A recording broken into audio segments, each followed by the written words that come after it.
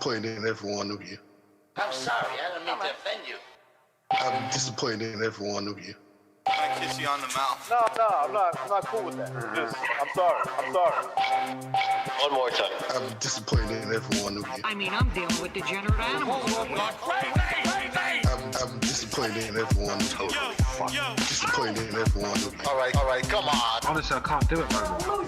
I'm disappointed in every one of you. Let me tell you why. It's gonna be all right, Nicky. Go ahead, shoot. You just killed a fucking man. What are you going to do about it? You're happy because you got nothing. You don't got a thing. You're happy because you got nothing. You got nothing. I want to get out. I want to get out of this rat hole. I want to get online. I need BDA boxing.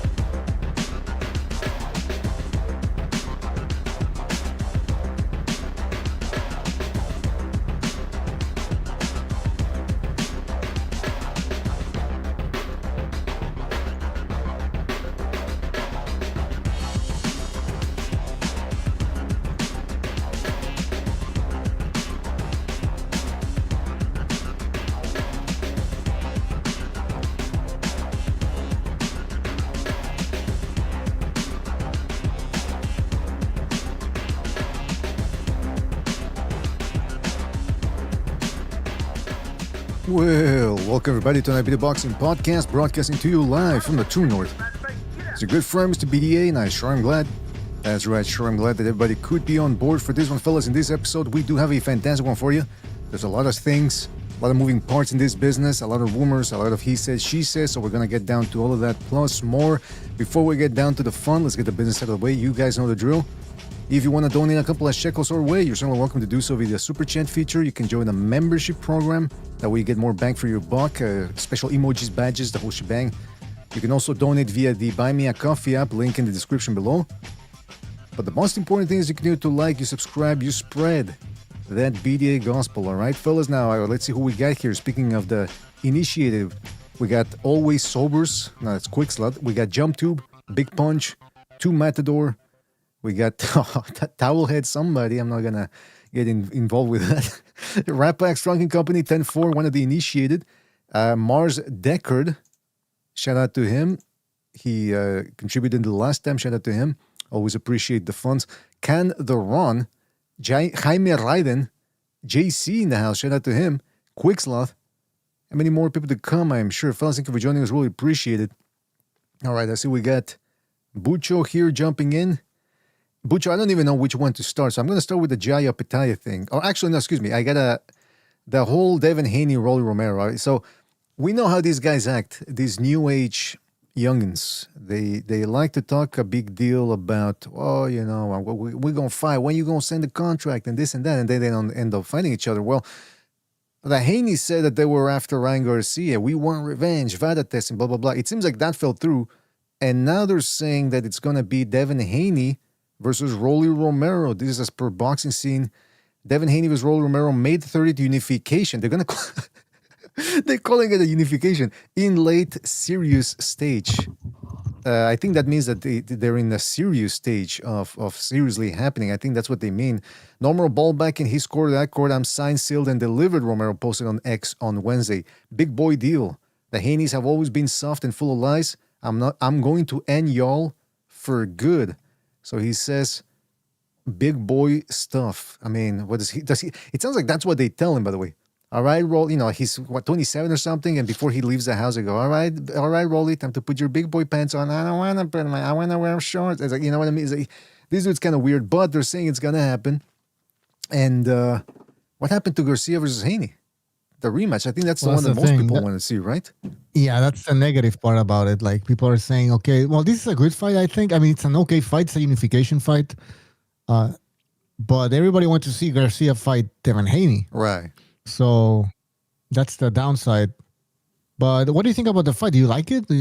Are you looking forward to it? I'm not I mean, really. I think, no, I don't think Rolly Romero is going to. I think he's going to clearly lose that fight. Well, that's what I wanted to. And he's going to be boring. It's going to be boring. Now, well, why do you say that? Why do you say that Romero's going to lose it bad? I don't think he's going to let his hands go. Although, you know what? He did well against Tank at the beginning, remember? But then again, Tank Davis isn't Devin Haney. Devin Haney, I mean, he's much more technical, and he's able to maintain distance and actually go 12 rounds. And if Rolly Romero gets too close, he just fucking clinch him. That's what I don't see how. Do you see any way Rolly Romero can surprise Haney? Knockout. That's about it. I mean, yeah. Let's get into the technical aspect right away. You saw what Jackson Mariñez did to Rolly Romero. He outboxed him. Oh, I forgot about that. And he ended fight. up getting robbed. And he did it with a jab. For everything we say about Haney's ass style, that clinching, the dipping below the waist, the special, tactics outside the ring, it's always a problem. Well, we send the contact. Now, they're always stirring the pot with people. But for all of that said, and I've said it for a long time, one of the best things in his arsenal is that jab. And Rolly Romero got out jabbed by Jackson Mariñez. Now, some people could say, well, yeah, but that was 6 years ago now, damn nearly. May I remind you what happened in the Ryan Garcia fight? A lot of people like to talk about how that Ryan Garcia one-sided for Romero. It wasn't one-sided. I watched it recently when we did the year-end review. The CompuBox numbers were pretty close, first of all, and they do reflect what I saw, which was, yeah, Ryan Garcia didn't throw his right hand at all, but I believe he outlanded Romero on jabs, and whether he did or didn't, he was landing them flush on Romero. So Romero couldn't stop him, which, should have figured for Garcia that, hey, work off that jab. You're landing it cleanly, follow it up with the right, or hook up that jab, whatever. Be that as it may, Haney's got a good jab, and on top of that, we know he's got better nullifying tactics via his cheating, which is, the clinching and the dipping below the waist. So I don't see Romero having the know-how to press, and I don't see him having the know-how, the technical capabilities to outbox Devin Haney from the outside. I think a lot of people are also falling into the Ismael Salas mystique that, he can put on, now he can box, now Rolly can box from the outside. He was getting out jabbed on the outside. I really didn't see him doing much against Garcia. Not to say that Garcia won, because the fight was there to be won by either guy, and neither guy really wanted to take it. But I don't see Romero. I mean, even against Tank Davis, you saw what Tank Davis did. He just moved around the ring, and Rolly Romero didn't know really quite what to do. It was a very uneventful fight, as most Tank Davis fights are. So yeah, you're right, Bucho. I don't see this ending well for Rolly Romero. Then again, maybe there's the hope that Ismael Salas gets him to fight a rough fight. Because that's one thing I'll say about Rolly Romero too, is he can actually wrestle with his opponents. He can get rough on the inside. So maybe he's not one of those guys that accepts the clinch. So maybe we could see something interesting happen when both guys come into the clinch. But I don't have much. I'm not very interested in this fight. Yeah. Yeah. We got the big names, not big names, but they're like, yeah, go ahead. Go. Big names on the panel, Bucho. You got boxing with Frank Bay. Yep, that's why. we got some heavy hitters, that's why man. I stopped myself, Yeah. That's why I stopped heavy myself. hitters. This is like World War III, Iran, Israel, the United States, and now you got the Houthis. This is what we got here. We got a veritable team of World War guys. Oh, it's the New World, the NWO, New World Order. New World Order. But yeah. Before we get to what do you guys think? Hold on, before we get to Frank and when they get all those action stars in one movie. All right, you know what? Yeah, let's hear from Solvers. Solvers, what do you think about this? They're saying that Rolly versus Devin Haney, May the 30th. What do you think about that? May 30th. Yeah. I mean, I seen that fight coming. Who's the other champion at 147? Some guy named Crocker. Yeah. His name is Crotch or some shit. Some guy from the UK. Okay, come on. Cooker, I don't know why. So very okay. So we're in a situation where we can very easily see a undisputed title fight between Ryan Garcia and Devin Haney. Devin Haney could probably most likely easily outbox what's his name? Fucking Rolly, right? Well, I don't know, because Rolly got the retard strength in the clinches, right? That's true. But we'll see. He should beat him, right? He should beat him. Say he beats him. And then you can have Ryan probably knock out this dude Crocker, right? Is he any good? No, right? He's a fucking. No one knows the fuck he is. No one knows who the Croc he is. So. Yeah, probably not. I mean, I don't know. So say they both pick up belts, become unified real quick, and then they fight for undisputed, and that's their rematch, and that's a big money fight, and blah blah. It's all the hype and everything you could want, right? It's a little fanboy's wet dream. So I agree. that's what I think about that fight. It is a bit. That's what I was gonna say. They're saying a unification fight. I'm thinking this is how bad boxing is. First of all, you got 4 titles Seriously floating around. Rolly, and I heard somebody say that the other day. Somebody was saying, "Well, Tank Davis, he's beaten 2 guys who are champs at 147 now." So Rolly Romero, who got, I don't even know how he got this belt. Didn't he get it gifted at 147 because he beat Ryan Garcia? Neither guy were ranked at 147. All of a sudden, it's a title fight. And same thing with Ryan Garcia. He gets ahead of the line at for the WBC belt and gets a title shot against. Can you believe this? Barrios is a champion. I mean, I don't even call these guys champions. I call them contenders. But that's how sad this division is, and that's how sad boxing is too. That these guys are actually champions, and that this is going to be a unification fight. It's insane. Frank, what do you make of all this insanity? Be the voice of reason here. Being a hater, BDA. No, this is the swap meet of boxing. This right here. La Pulga, yeah. But it's the best we got, because if you look at the names, I mean, this is the best that is there. So I know we don't like, we're shitting on it, but at the same time, I can't really think of anything better. Does that sound about right?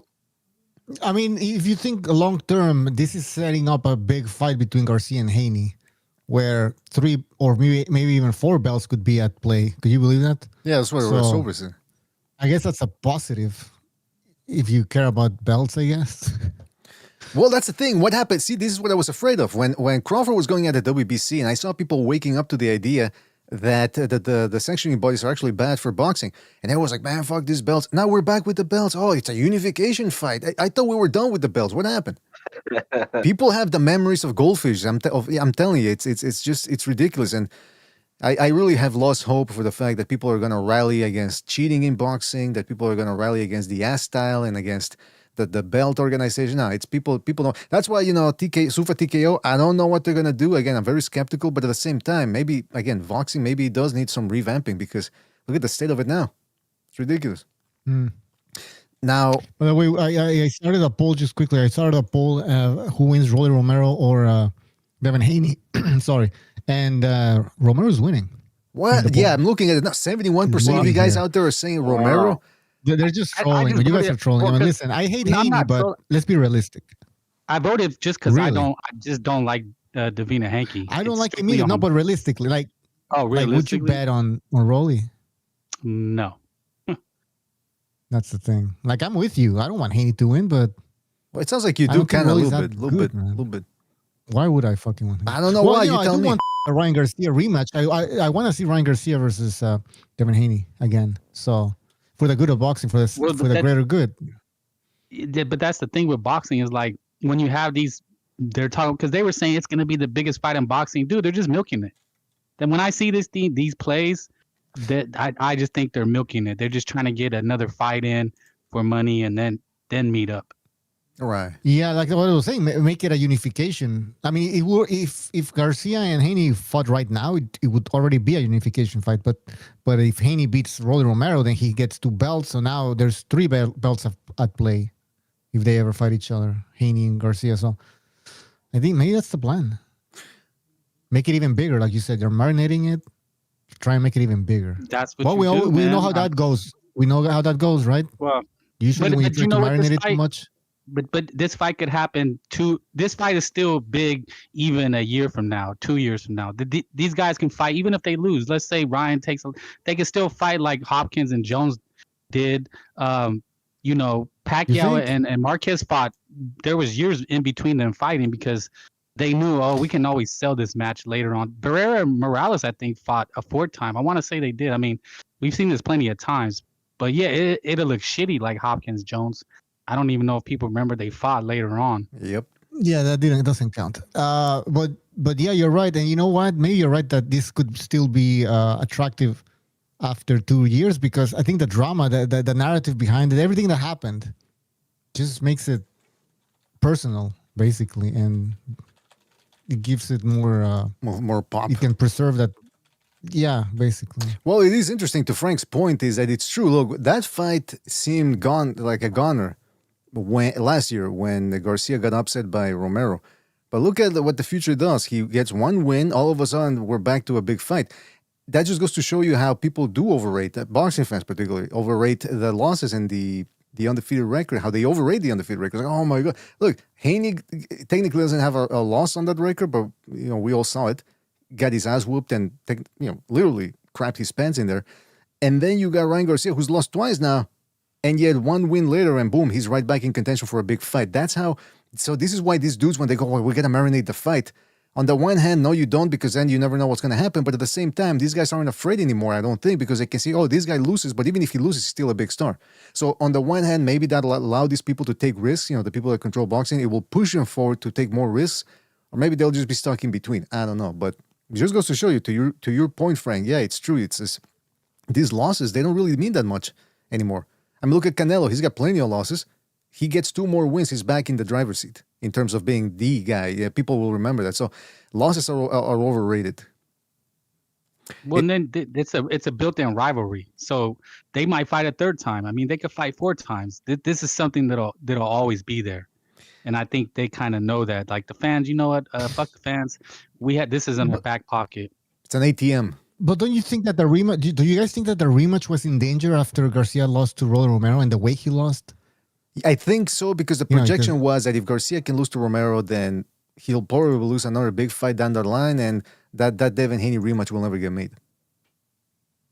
I mean, we had people on this channel, Discord, and everything saying that, Ryan Garcia, we told you he's a YouTuber, right? Because of the way he lost against Rolly, I mean, that was pretty pathetic. I mean, I know nothing really happened. He got dropped, but he didn't do anything. Didn't do anything in that fight. So I'm telling you, I felt at that point that the Garcia Haney fight wasn't going to happen anymore, and maybe Ryan Garcia's career was going to be over, to be honest. But that could happen again. Maybe he loses to Crooker, whatever his name is. Who the fuck knows, man? I'm still, I'm not sure how. I know Garcia has talent, but is he going to be dedicated in the next fight again? Who knows, right? Who knows? I mean, it's easy to look good against Mario Barrios. But then when you fight somebody a little bit trickier, all of a sudden the excuses come out. I was hurt, bro. I wasn't training properly. They tried to rape me at Bohemian Grove, bro. Trust me, bro. It's like, yeah, all right. The boy who cried wolf. Maybe now that now that he's working with his father.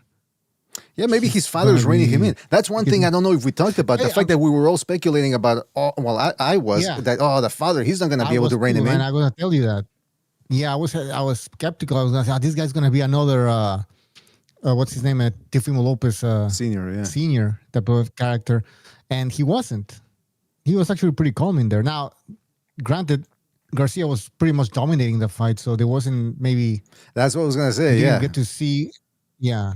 Maybe they don't need, but maybe they don't really need to. I mean, maybe he would have looked good by himself. But I will say that some people could say, some people could say that, Teofimo Lopez Senior, that wouldn't be so bad because he got his son. What we're talking about is the fact that what we're referring to is the fact that when shit hits the fan with Teofimo Lopez Sr., he doesn't know what to say other than, knock him out already. Fucking out already, bro. What's going on? No. You want me to wipe your ass, bro? Oh, and by the way, this fight, I was wondering, this fight, where's it going to be? The Zone or don't tell me it's going to be pay-per-view. Well, apparently it says... I was going to ask you. Apparently it says, according to Boxing Scene, 3-division champion now hearing the WBO welterweight belt... Now wearing, the WBO welterweight belt are pegged, I don't know what type of word that is, pegged to fight under the Premier Boxing Championship banner in a Prime pay-per-view.com pay-per-view. They're going to be fighting on PBC. That's all that PBC can do right now, pay-per-views. But why are they going over to the PBC? See, Haney now. Well, Rolly. But the Sheik doesn't want it? It looks as if the Sheik and all those people are pivoting over completely to Zuffa TKO now. Or what's going on? I don't get it. Yeah, but on Prime? This says Prime Video, pay-per-view.com. Yeah, but why is... Okay, so what's have to... Okay, so I thought Turkey was just going to have fights now on Paramount. Exactly. So they're no longer banking on this type of fights for the Zone then. Because Haney is he's with everybody, right? Sometimes he'll use Hearn as a promoter for one of his events, and then he'll move on. Because the last time he fought, that was under the Turkey Al Sheikh banner. the Riyadh season one. And prior to that, it was a Golden Boy thing going on. Two fights in a row with Riyadh. That was the Norman fight, the last one. Before the last one was against Jose Ramirez. That was a Riyadh season event. And then against Ryan Garcia, that was a Golden Boy event. I don't recall Eddie Hearn being involved in that, unless I'm wrong. So I was thinking, well, why isn't the Sheik paying for this fight? Why are they going all of a sudden to the PBC? So I'm thinking maybe, like I said, the Turkey Al Sheik isn't interested in these fights, and maybe these guys, the Haney's, don't want to work with Eddie Hearn. So, and of course, what are they going to do with Del Hoya? He has nothing to do with Romero, so boom, PBC then. Very interesting. So before we move on to the next topic, May the 2nd, we have Ramirez against Benavides, right? Zurdo Ramirez against Benavides. Uh-huh. I don't know if we have a fight after that, though. And then on the 23rd, Usyk against Verhoeven, the kickboxer guy. And then a week after that, we'll have Haney against Rolly Romero. So May is looking like a month where we're going to have 3 big fights. Interesting. 3 big fights and what? 3 pay-per-views? Is that what we're looking at? That's a good point. I'm telling you, man. I believe so, yeah. This is getting ridiculous. This is getting to the point. Holy shit. It is. I mean, how many have we had so far? Matias versus, what's his name? Dalton Smith, that was pay-per-view. What else? We had Shakur Stevenson versus Lopez pay-per-view. What was the other one? There was another one. Ryan Garcia versus Barrios pay-per-view. Uh-huh. Yes, let me correct, because I found there's another match in there. So we have May 2nd, Ramirez versus Benavides pay-per-view. May 9th, from Manchester, England, Fabio Wardley against Daniel Dubois. That's another pay-per-view. Gee. And then a week after that, we have Usyk against the kickboxer. That's another pay-per-view. And then we're going to have Rolly Romero against Devin Haney, another pay-per-view. My goodness gracious. I think that's a record. That's got to be a record. Hey, but by the way, I think you missed. Did you mention Inoue versus Nakatani? That is also in May, yeah. But why isn't it here? But that's pay-per. I think that's pay-per-view. Yeah, it's May the. I think it's the same day as. I'm on ESPN schedule. What the fuck? Anyway, yeah, but I mean, it's ridiculous the amount of pay-per-views that we got to pay. I mean, on top of that, we get shitty fights where the refs allow these guys to do whatever they want. And then on top of that, we got to pay to watch that. You know, it's getting to the point where, especially with everything that's going, I got to tell people, I haven't even really been paying attention to boxing that much. We just scraped together a bunch of info in the last couple of days because I've been focusing on what's really mattering right now in the world. All of a sudden, you look at boxing, it's not that interesting. And then you look at crap like this that you got to pay for all these 5 pay-per-views within the span of 2 months. It's ridiculous, man. Absolutely ridiculous. And like I said, I don't know if you added that to the list, Butcher, that Haney versus, Romero is going to be pay-per-view.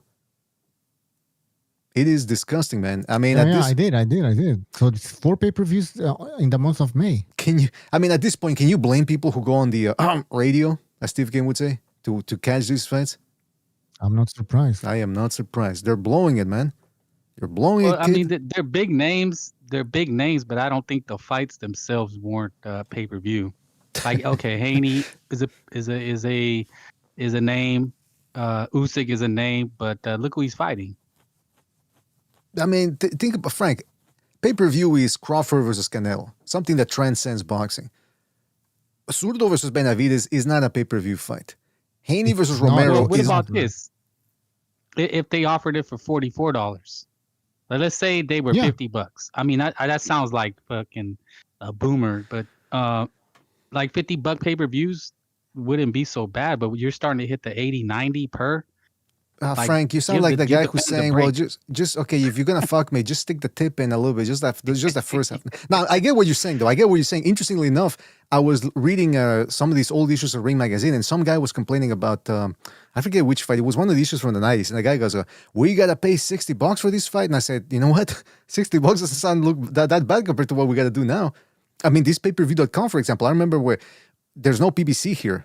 We can't buy the PBC fights via Amazon, so you got to go to payperview.com. And for a while there, they weren't even showing them on payperview.com. But I do remember Canelo versus Charlo was payperview.com, and the price was $90-something plus tax plus service fees. At the end of the day, it was $120. $120 to watch a boxing bout. Yeah, that's crazy. Now you get Canelo, he transcends boxing, so you get it. But to your point, even $50 at this point it would be, I mean, or 40 or 60. Yeah. People in the chat are saying more like $20. 15. I mean, they'll never they were do at a that. par at They'll 20 never bucks now. even do 50. So what are we even talking about? But to Frank's point, though, they were doing that at some stage. At one stage, remember That's the what I'm Riyadh? saying. The Riyadh season was, I think, the City of Wolves. That if you bought the City of if Wolves you were subscribed. But yeah, if Yeah. you were subscribed and if you bought City of Wolves plus the Canelo fight that took place a day later, you would supposedly only pay. Well, how much was it? Was 50? I have to check the receipts. But Well, I I'm think it was, going even further back. I'm going even when it was $20. Actually, if you were a DAZN member, monthly member, you would get the pay-per-view for $20. It was a Joshua fight. and they're not even stacking the remember which cards one. anymore. I mean, it's they used to. I mean, PBC, the last one, they're like, oh, we got a stacked card. First of all, what's his name? Duarte and Hitchens didn't fight because apparently Hitchens, and now the boxing world turned on him. They're thinking he faked it. He was saying that he got malaria or something. I don't know why, but he did. But even that one, it's these PBC events. They take guys on the undercard that haven't fought in over a year or thereabouts, and so you're usually watching rusty fighters, and you're paying pay-per-view for that. I mean, that's insane.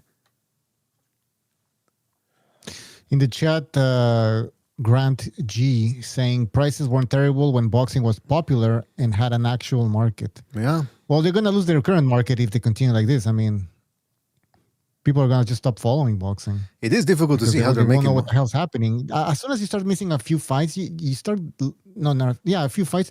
You kind of lose interest in boxing. You don't know what's going on. Well, speaking of like who fought who, yeah. Speaking of mismanagement and the like, you guys know we usually don't enjoy this ass clap cheek Thursdays or whatever from De La Hoya, but there's high drama abounding. Apparently there was a mediation, a mediator was involved in the whole Ortiz versus Golden Boy Promotions thing, and they ruled in the favor of De La Hoya's, of Golden Boy. So the Jaron and his fight is not going to happen, probably not in the near future.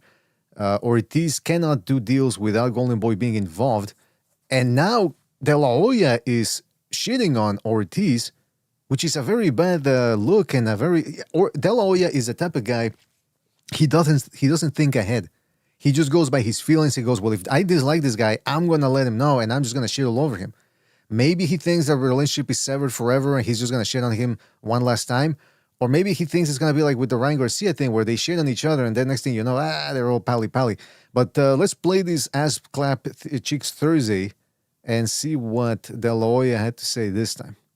It's that time of the week again. Time for the only segment in boxing that gives you the time for the fake smile and the whoever's mixing the audio. They always put it way too high. I got a thing now. People used to say, it's not De La Hoya who's doing it. I mean, people were saying it's not De La Hoya who does. I think it is De La Hoya, and I don't think he realizes that the volume is way too high.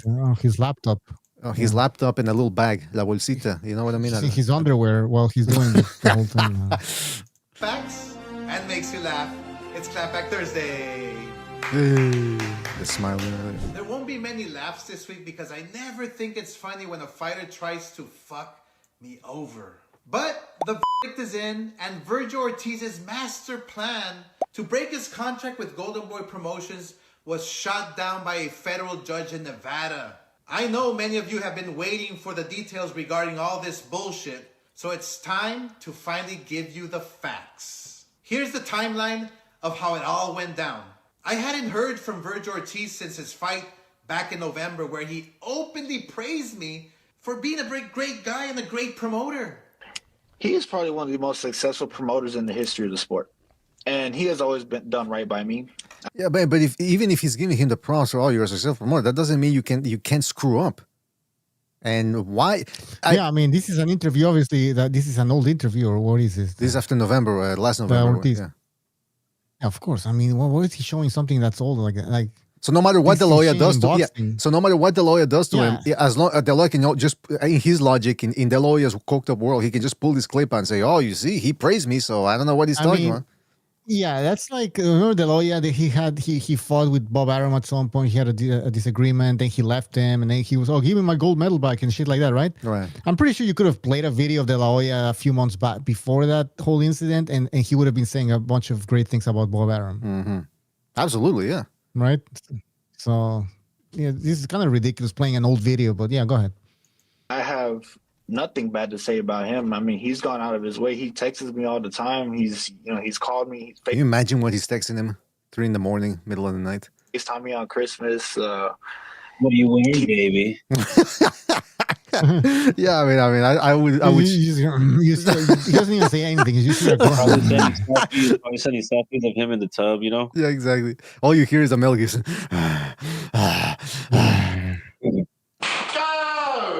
He does his job. I mean, everything that he's done, I think that he's done with good intentions with me. And I can't say anything bad about the guy. So everything was terrific, right? And his father even sent me this message over the holidays. Merry Christmas, Oscar. Hope you had a wonderful Christmas. By the way, you 12 Days of Christmas is legendary. Then, out of nowhere, Virgil served us with a lawsuit in January to get out of his contract. So who was behind this lawsuit? The worst manager in boxing, Rick Meridian. Rick demanded... I always call him Meridian. I think it sounds better than Meridian. What the hell is that? Sounds like a hotel in Dubai or something. that Virgil get paid triple what we're contractually obligated to pay Virgil for the Boots fight. We were ready to make the fight, and I was lobbying to get him the most money possible. But Rick, being the selfish asshole he is, tried to line his own pockets and felt the grass was greener with the others who interfered on the other side. And now, thanks to his poor advice, Virgil's sidelined, and he's headed to waste more money and time in mediation. And that could last years. Virgil, I still want to believe you're a good guy. Well, first of all, the Ortiz, we've talked about this before. He should be a bigger star. I mean, I understand what happened with Ryan Garcia, that he wasn't a bigger star, because that's Ryan Garcia's fault too. The fact that guy's a whack job. Ortiz, though, compared to Ryan Garcia, disciplined, definitely a lethal fighter in there with those hands of his. You know, like I said, I've never seen... Well, the only fight I saw him tired than the stretch was against Berenchik, and he had a good excuse because he'd been out of the ring for about almost 2 years, and the first two fights that he had after the wars were less than a round. So he had good... Yeah, so... Right. But even then, what I'm trying to say is that this guy is disciplined compared to Ryan Garcia, and he should have been pushed before Ryan Garcia if you had a long-term plan. I understand Ryan Garcia is the big... Are you blaming De La Hoya for that? I mean, I don't know the ins and outs of his organization, but come on, man, you have a jewel here, a lethal fighter, destructive fighter, and this is the best they could do. Now they're getting into litigation. Again, I don't know really. I'm not gonna pull the trigger just yet and blame one person in particular, but I mean, what does De La Hoya? I mean, De La Hoya is better right now than the PBC in the sense that he's still afloat, and he's not limited to 5 shows a year like the PBC. But he really needs these guys, though. He needs Ortiz, he needs Ryan Garcia right now. Mm-hmm. And by the way, I was going to mention, too, another hypocrisy from De La Hoya. When he does his Ass Clap Cheek Thursday videos, and he's always calling Canelo and all that, you know, he's making fun of the failed test. But if you go back to the failed test, he was defending Canelo. So which one is it? Were you lying back then? And therefore, how can we really trust you? Because you're just another snake promoter? Or are you just doing it now because you're angry with it and you want to stick it to where that the guy is still pissed off over there? I mean, we can play old videos. I remember De La Hoya was saying that Canelo was better than him in terms of boxing skills and how great Canelo was and all of that. Mm-hmm. And then after they split, you know, they have De La Hoya saying like, "I'm gonna beat his ass. I can beat him in boxing, even though he was old and shit." So yeah, I mean, playing old videos is pretty pathetic. Yeah, I mean, he's playing old videos from Ortiz. I mean, like you said, let's dig up some videos from De La Hoya. Because I'm telling you, with De La Hoya, something happened, right? Something happened. Like, what happened? Mm-hmm. He's saying he got bad advice for somebody. Well, he's blaming Meridian. What would he call him? Meridian?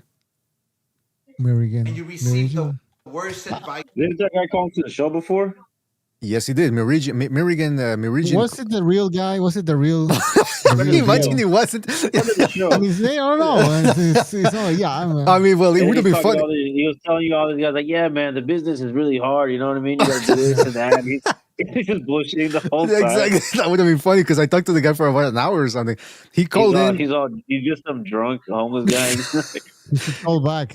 He called in. He called in. It was, for anybody that's interested, it was after Progress struggle against Zorrilla. So if you remember the date of that fight, it was the same night. I went on the air, I was flying solo, and he called in, and it was a pretty interesting conversation. I bet he won't be able to tell us anything anyways. So. Yeah, maybe, because of the lawsuit. Yeah. Not at this point.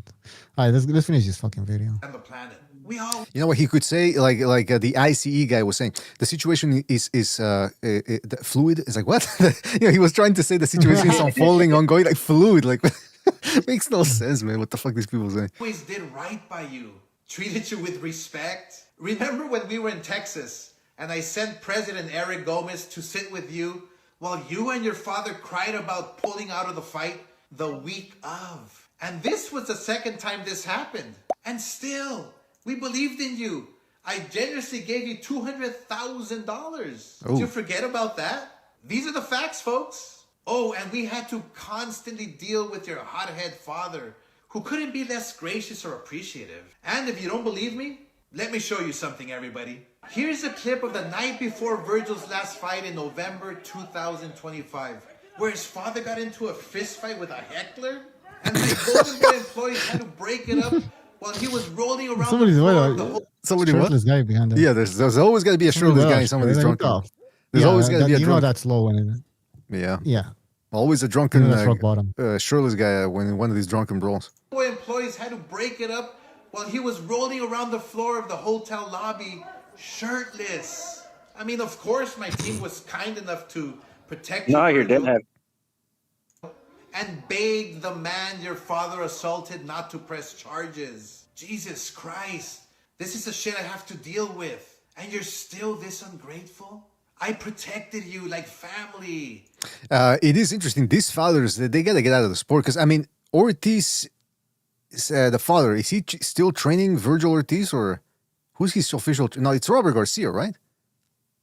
But yeah, it's Robert Garcia. Yeah, but is the father still in the corner? Or I think Robert Garcia knows better, right? Than to have that dude in the corner? I don't think he is in the corner, man. Oh, yeah. I was just asking just to be sure, because this dude, I see the Ortiz's father all the time on Twitter tweeting and getting into it with people. I go, come on, man! I know you want to protect your son, but yeah, that's what I'm saying. He doesn't seem to be as bad as the Lopez Senior or Bill Haney, but he's in the stratosphere. And you turn your back on me, Virgil. I know the lies Rick is telling you and how deep you are in this bullshit. You're gonna keep racking up the legal bills and burning money. Look, what Rick didn't tell you is that you could potentially stay on the shelf for years, just like Mikey Garcia did. And that's the way it's heading legally. The judge already ruled against you. But it isn't too late to fix this. From one fighter to another, you have to change the team around you. They're dragging you down, and we all see it from the outside. If you don't change your team, it's going to be another sad ending for another potential star. I mean, it's difficult to ascertain right now who's at fault here. I mean, some people are going to say, oh, he's ducking the Ennis fight. I mean, Ennis already ducked it twice, right? What was it, 2024? Was that Ennis's worst year where he ducked a whole bunch of fights? Or? Yeah, you're right. That's what happened. Okay, so it's difficult to say De La Hoya is the one avoiding it because apparently they were willing to make that fight. By the way, look at I pause on De La Hoya's face right there. What a what a great snapshot that is. I'm going to save it. But yeah, so who do you guys think is at fault here, if any one person is at all? I think Eddie Hearn's got a lot to answer for. I think Eddie Hearn's got a lot to answer for, mate, because let's not forget Eddie Hearn tried stealing Virgil straight from under Oscar's nose. Like, you know, it takes, like, this is how negotiations work. You can't negotiate with Jesus or just some fictional character. Like, that's how negotiations work. You have to negotiate with someone. Go ahead, keep going, Carl. Yeah, I think Eddie Hearn has a lot to answer for in all of this, mate. I think he's a snake. I think Eddie Hearn's trying to sell igloos to Arabs. It's a hell of an... that's a interesting turn of phrase right there. What do you guys think? You think... when was it, by the way? When did Hearn... Just refresh my memory. The Hearn in... trying to get himself involved there with, Virgil Ortiz. Well, it was with this Boots deal. He wanted Virgil he wanted to sign him for $19 million for a 3-fight deal, and there was a Boots fight in that contract. He had to face Boots.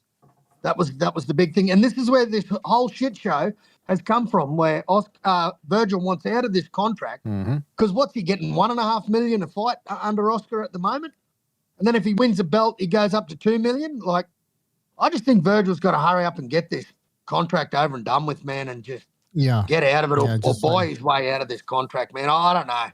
It's just disappointing, man. Like, I just want to see a resolve and see Virgil back in the ring, man. Yeah, so do I, man. So do I. I mean, he should have been back in the ring, or April should be a date that because he fought in November. But first of all, that's unrealistic with any of these dudes. Nowadays, these dudes take 6 months off or thereabouts. But yeah, it is a shame, man. It is a shame that this dude has a lot of skills. He's got the firepower. He's got the will.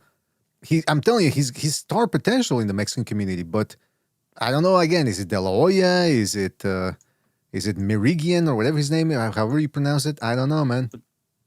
Well, De La Hoya, I mean, he has a history with this, right? With falling out with Canelo, falling out with Ryan. They're always beefing. So it's easy, but then again, it's always easy to blame the evil guy, right? The promoter in this case, right? Because these guys are always getting sued. Bob Arum's always getting sued. So it's easy to blame them. But I mean, sometimes it could be Virgil got bad advice. That's true.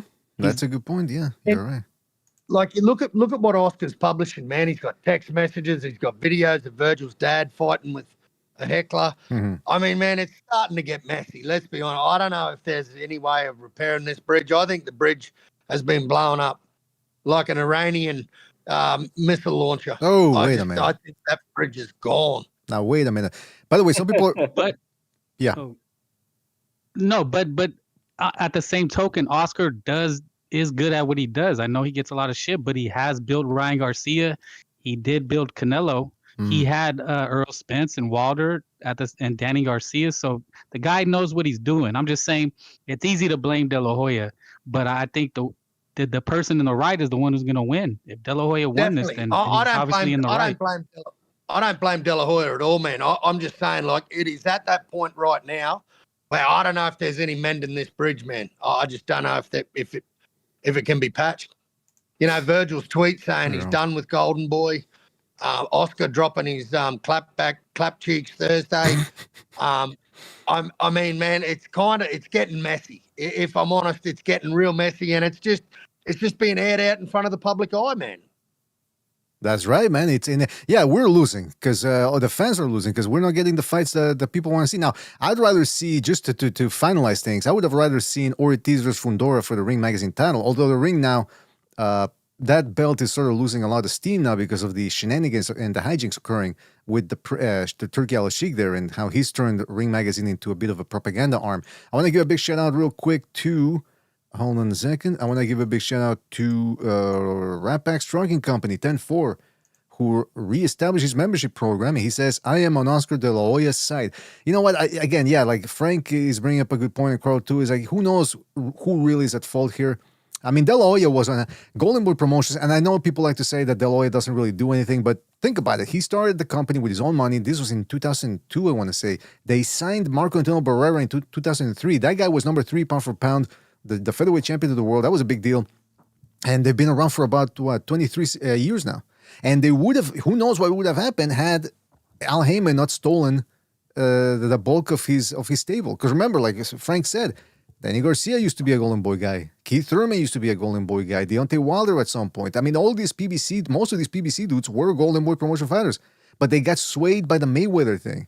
You know, Al Heyman probably went over there and said, hey, guys, look at, I turned Mayweather into a star. I could turn your ass into a star too, motherfucker. And they say, yeah, shit. But I mean, that's not how it worked. But again, that's also to De La Hoya's fault, because if he wouldn't have been all fucking drunk in rehab, locked up in rehab, that wouldn't have happened. So there's two sides of the coin, two sides of the issue. Yeah, PDA, it's like a ugly divorce. It's an ugly divorce, right? So, you know, in a divorce, like, who's at fault here? Is it the guy who cheats on his wife, right? But then he says, hey, man, she ain't been putting out. I mean, you know, it's like, who's really at fault? Yeah, good example, yeah. That's a horrible analogy to think of, Frankie. I don't know who's not putting out this I thought it was good, man. Well, no, but when a woman cheats, she goes, oh, he's working all the time, he neglected me. And then everybody gives sympathy to the wife. Uh-huh. And the guy's like, I'm trying to, you know, she's spending all my money out of work all day. I can't be home, you know, hitting it. Oh, he neglected me emotionally. You know how it is. So that's what they do in divorce, right? Well, I don't know how it is, actually. I don't, but I can understand I understand the point there. Yeah, of course. Now, I was gonna bring this up too here. William Zepeda versus Lamont Roach supposedly is being ordered by the WBC, obviously at 135 pounds. What do you guys make of that fight? El Camarón versus Lamont Roach. I like it, man. I like the fight. And shout out to the WBC for finally ordering a fight that's worth a fuck. Yeah. Shout out to Mauricio. You know, we're not getting Usyk versus a kickboxer. We're actually getting two guys that are deserved fighters that earn a shot at the belt, man. Good on him. I like the fight. It's a very interesting fight for sure. Both guys don't really move that much. We saw Lamont Roach trying it, and it didn't really work out against Isaac Cruz. And Isaac Cruz isn't really that good a pressure fighter. Not that William Zepeda, William Zepeda, I would say, is better than him. He is slower than Isaac Cruz. Yeah, but he is slower than Isaac Cruz.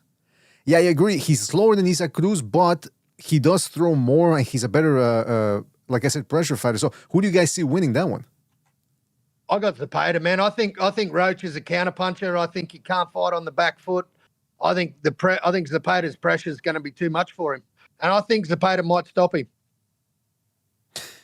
I mean, that's the other thing. Cruz was doing very well on the inside, but then he sort of got a little bit tired, and then he started switching up tactics, and he was the one that started moving back. Zepeda's not going to stop. I mean, we saw it against Shakur Stevenson. Now, who do you guys think hits harder? Because Lamont Roach just recently moved up from 130, not that long ago. So who do you guys think hits harder, Lamont Roach or William Zepeda? I don't know. Zepeda's not a big puncher. That's a hard one, man. I'm not. I don't think. I mean, Zepeda's definitely an accumulation puncher. Lamont Roach is a counter puncher, but I don't know, man. I just see Zepeda's volume. I think he might chop him down. Like we know what we're going to get from Zepeda, man. Like, yeah. And we know what we're going to get from Zepeda, man. And if I'm honest, man, the best shot I've seen land on Stevenson was from William Zepeda.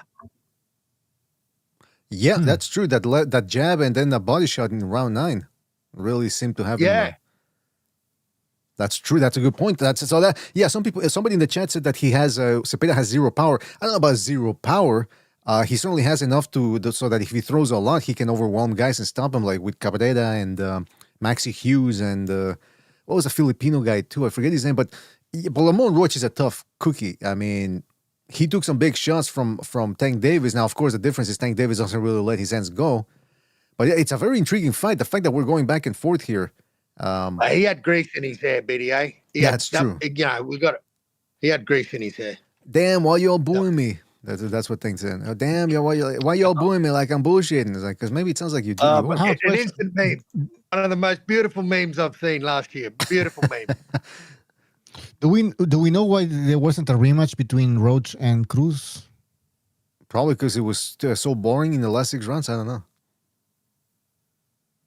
That's a good point. The fight wasn't great actually. It was sloppy.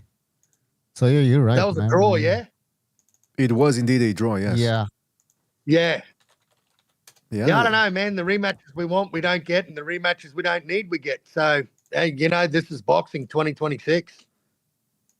Yeah, man. I mean, Zepeda. This fight, Zepeda against Roach, is going to be in which network? Well, they haven't made the fight yet, but I would assume PBC on Amazon or something. Okay. It would probably be because if it's Hoya with PBC, they're probably going to hold it on the Amazon platform, like they did with Garcia and Barrios. Yeah, but it's for a title, right? It's for the WBC. Is it the interim or the full title? What does the article say? It's the full title. It's Shakur's title. Shakur's belt, yeah. Shakur. It's the one that he didn't. They got to get some sanctioning fees out of someone, fellas. People aren't paying. Mauricio's going broke, man. He's got to eat fucking tin beans and rice. That's Come right. on. Yeah, no, it's true, man. I mean, these guys, they really do try to squeeze as much juice out of anything that they can to get that money. That's just the way it is over there at the WBC, and they got no shame about it. None of these guys do. It's insane. And people say, exactly. BDA, it's a farce watching this. Like when this guy, the WBC podcast, for those who haven't seen, if you want to have a good laugh, just go and watch the knee bending and all the performances of fighters on that podcast. It is hilarious. Wait. I didn't even know. The WBC has a podcast? Yeah, Mauritius. You know, he loves nothing more than jumping in front of a camera and telling lies. It's true. It's true. He goes. Yeah, he likes to just. It's not about the money. It's not about the money. He said it like 50 times in that Chris Mannix interview. Not about the money. The Man, WBC. it's a joke. It's a joke. And what's it called? What's it? Because I wrote WBC podcast. I guess I got to write World Boxing Championship podcast. Or I'll get it, and I'll put it in the Discord, bro. I got to start watching that. I think man. it's called. It's not about the money. I think that's what it's called. It's not about the money, okay, my friend. But I don't know why it's about pride. It is about the pride from the boxing. Everyone pays. Everyone pays. Nobody has a problem with paying. I'm gonna watch it just for. But it's not about the money. I'm gonna watch it just because I want to see if he starts talking English with like that really slow cadence, and then all of a sudden he slips. Or he accidentally spills hot tea on his crotch or something. He goes, "I can't," and like he just starts cursing up a storm, and then the accent, the real Paisa accent, comes out. Not chingas way, but yeah. Listen, I don't really know what's going on with him, but we'll see what happens, man. I gotta start catching that WC podcast. The other thing I wanted to say, back to the America. No, I'm not talking about America, Israel versus Iran. I'm talking about Bruce Shushu Carrington, who recently said that Inoue. That's Naoya Inoue, not Takuma Inoue, has to come to the U.S. if he wants to be a big star. So this conversation has been had for at least 5 years. People still repeating the same old thing. He has to come to America. Why? So he can fight in front of 50 people? He's already fought in America before. If he stays in Japan, he packs the place out, sells the place out. And right now he's going to have Excuse me? Sorry. You got No, I was just going to quickly say, don't forget, you got to also remember he's got to come to America and he's got to fight Tank. Exactly. Yeah, he's got to fight Tank. We've got to get that low IQ sentence in there. He is never anyone until he's come to America and fought Tank. Okay. That's right. He's got to fight Tank. He's got to fight Shakur Stevenson. That is. I'm not going to start calling him by his name. And I mean, he's about to have a mega fight in Japan. Why do you have to? Why do you have to come to the boots and he's got to fight Benavides. Why does he have to go to the U.S. when he's selling out over there? This box is a business. Well, what business sense does it make? Yeah, or else it doesn't count. No, his accomplishments will never be complete unless he fights in the United States. But he has fought in the United States. He fought against Nieves in the U.S. He fought against. He fought in the Super Series. You're right. No, but I remember now. Well, I think what they mean by he did fight in the U.S., but he didn't create he didn't make a statement in the sense that nobody remembers him. Well, I mean, these people can Crawford? So he needs to come back and become popular, become a megastar. Do any of these other dudes have to fight in Japan to make a statement? Do they have to sell in England to make a statement? It's all the U.S. Well, the U.S. is the mecca of boxing. Since when? The mecca of boxing. Yeah. I mean, not since when, but I mean, it's really taking the back seat to all these other sports. I don't really understand why you got to make it big in the U.S. So then he had this to say, because I think some people were going at it with him on the Twitter, and he said, "I never said he wasn't," because somebody said that he's already a star. But I also know that he's only a star in the boxing world. He could transcend that if he makes a bigger name for himself in the States. A star overseas can ring bells in America, but a star in America is a star all over the world. Well, first of all, the reason why, let's take the Manny Pacquiao, for example. Let's take that example, because he became a star, right? Well, because he had the big names around him. No, for as much as you can push the guy, he's in the bantamweight division, or super bantamweight. Americans and most boxing fans, it's bad enough that most boxing fans don't care about the lower weight division. Now you're gonna really try to sell that to mainstream fans. It's a waste of time to try to put him in the United States. He's already fought in the United States. He's doing extremely well in Japan. He's a real star over there. How many stars are there in the United States? People go, Shakur Stevenson and Teofimo Lopez packed and up. Not only Japan, I think across East Asia, he's pretty popular. Probably, yeah. I mean, I don't know. Yeah, I think so. Like Southeast Asia and a star overseas can ring bells in America, but a star in America is a star all over the world. I think some people are really overestimating and overvaluing the America right now. I mean, take a look at the Grammys the other day. Somebody was telling me about the Grammys, and I said, they were telling me about who the artists. I listened a little bit to the music. I go, boy, oh boy, is that culture in decline right there? So I think it's being overrated, just a tiny little bit, just a little bit. Why do you think, let's get more into that deeper here. Why is Choo Carrington? Why is Choo? Let's go raw and deeper. Choo Carrington. Yeah, let's go raw and deeper. Why is this guy even saying this? Why is he concerned about Inoue and his star power? See, Butcher thinking 2 steps ahead. Are you saying that he's lining up for a fight in the US and not in Japan? No, I don't know. I'm just asking, like, why is he concerned? Why?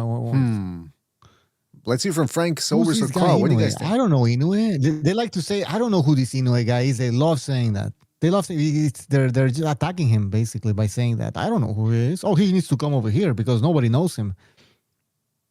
Yeah, it's they're Asian hate. insulting Inoue.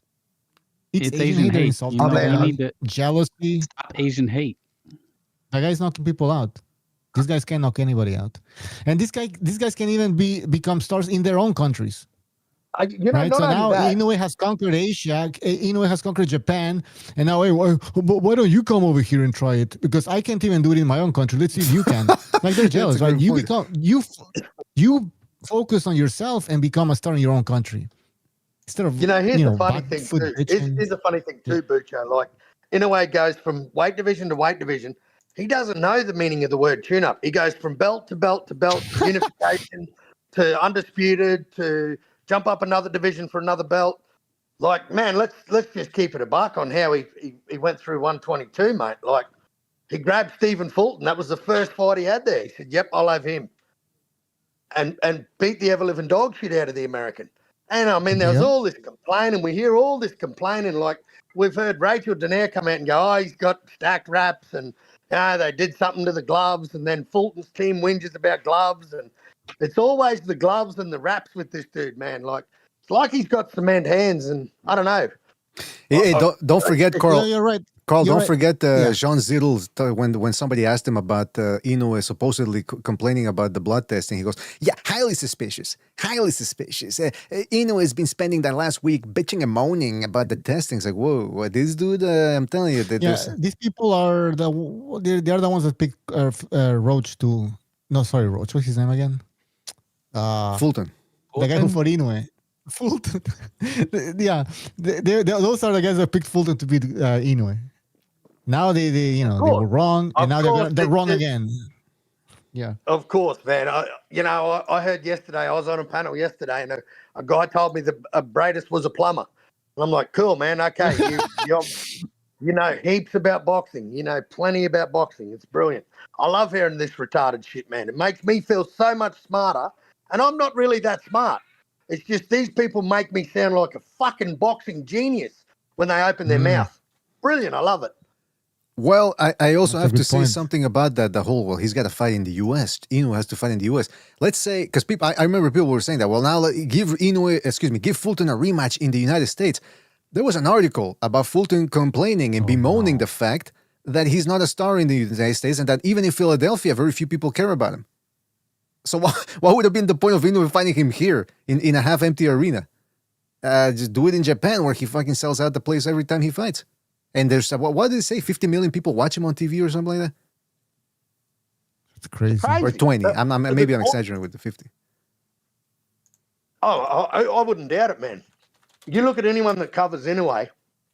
I know a couple of guys that have covered him over the years. The guy's treated like a rock star in Japan. Mm-hmm. Why would he need to go to America? Like, I don't get it. The money's there. They get 50,000 people in that Tokyo Dome. The quietest 50,000 people you'll ever hear in your life. That's right, yeah. But he packs it every time. Like, and tell me these fighters, when have they sold out stadiums? Yeah, I was saying that. I was asking that, yeah.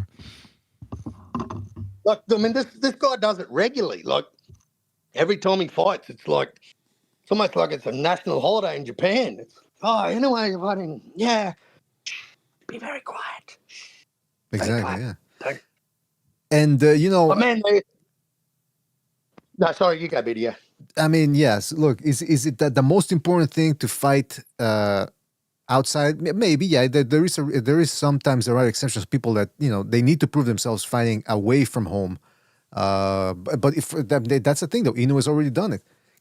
Andre Ward never did it when he fought in the Super Six. Inoue did it. He fought in Scotland against Emmanuel Rodriguez. He fought Nieves before that in the United States. He fought Malone in the United States. And there was another fight in the United States that he had, if I remember. Didn't he fight Desmarinas or another Opetaia guy, I think, in the U.S. during the pandemic. Anyway, I forget, but yeah, it's ludicrous. Yeah, they're pressing Inoue. You know, you gotta come to the U.S. and you gotta become a star, and you gotta try to become a star. They're not even like encouraging him, like you can do it, you can become a star. More like a challenge. That's a great You point. know, like I know you can do it, but you know, come and try and do it. Why didn't they fucking push Andre Ward to try and become a star, or even question why he didn't become a star? Mm-hmm. They act like he was a star. That's right. You know, like there was an Andre Ward era. They're just completely delusional. Right, when it comes to Inoue, oh, you gotta come over here and you gotta become a star. But when it comes to Andre Ward, they just ignored his whole career, never supported him. You know, at some point he wasn't even selling in Oakland, I think. Remember that? Somebody told me that. The point is, he couldn't even leave Oakland. Nobody was not criticizing Andre Ward. Hey, you gotta become a star in your own country. You're a gold medalist, the last American Olympic gold medalist. You gotta become a star. Nobody did that. But when it comes to Inoue, he has to like fucking become God in a God. Like boxer, godlike creature in boxing. That's right. Yeah, it's weird, man. It's certainly strange. Do you know what Inoue thinks of those ideologies? What's that? Not much at all. Oh, I don't think it bothers him very much at all. I think the guy's quite happy doing what he's doing, where he's doing it, and yeah. I mean, he's a star where it matters to him, which is Japan. I don't think he, like you said, like you said, I don't think he much cares about some dude watching fights on a fire stick. And what he thinks about him and his legacy. Don't forget to hit the like. Hit the like. Really helps us out. Hit the like, or I'm telling you, we're ending the show. And this time, I'm not joking. Yeah, I don't think we should end the show. Yeah, like with 31 likes, get it up to 50. Drop the kid a super chat for God's sake. No, but hey, 29 more people hit the like, and we keep on going. 29 more people, and we hit that like. Yeah, what are people saying in the chat? Hold on a second. Let me see. Before we continue on to the next subject here, we've got more BDC says Sayas was struggling against Abbas Barao. I mean, yeah, it wasn't an easy fight. I mean, I think he won clearly, but it wasn't exactly the easiest fight. And he clinched his way to a win against Perez.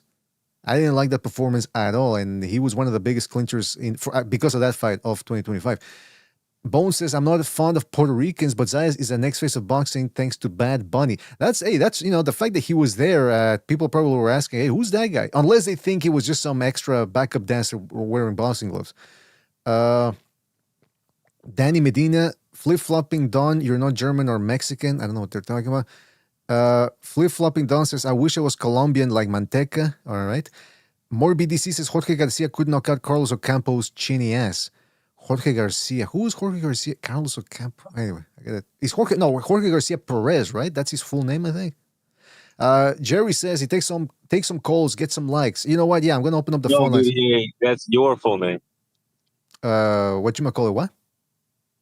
I said no, BDA. That's your full name. Oh, Jesus Garcia Perez. I got a whole bunch of fucking Mexican cliche names. Jesus Garcia Gonzalez. Government name. Oh, there's Steve Claggett is fighting. Wow. Steve Claggett. Interesting. Must be here. He's not a Montreal fighter, so he's probably not fighting in Montreal. All right, I guess. It's fucking people with their names. All right, let's move on to the shout out to everybody out there. I'm going to open up the phone lines after the next subject so Jerry can call in because I'm curious to hear what he has to say about this whole malarkey going on in boxing. But real quick, because I need your help on this one.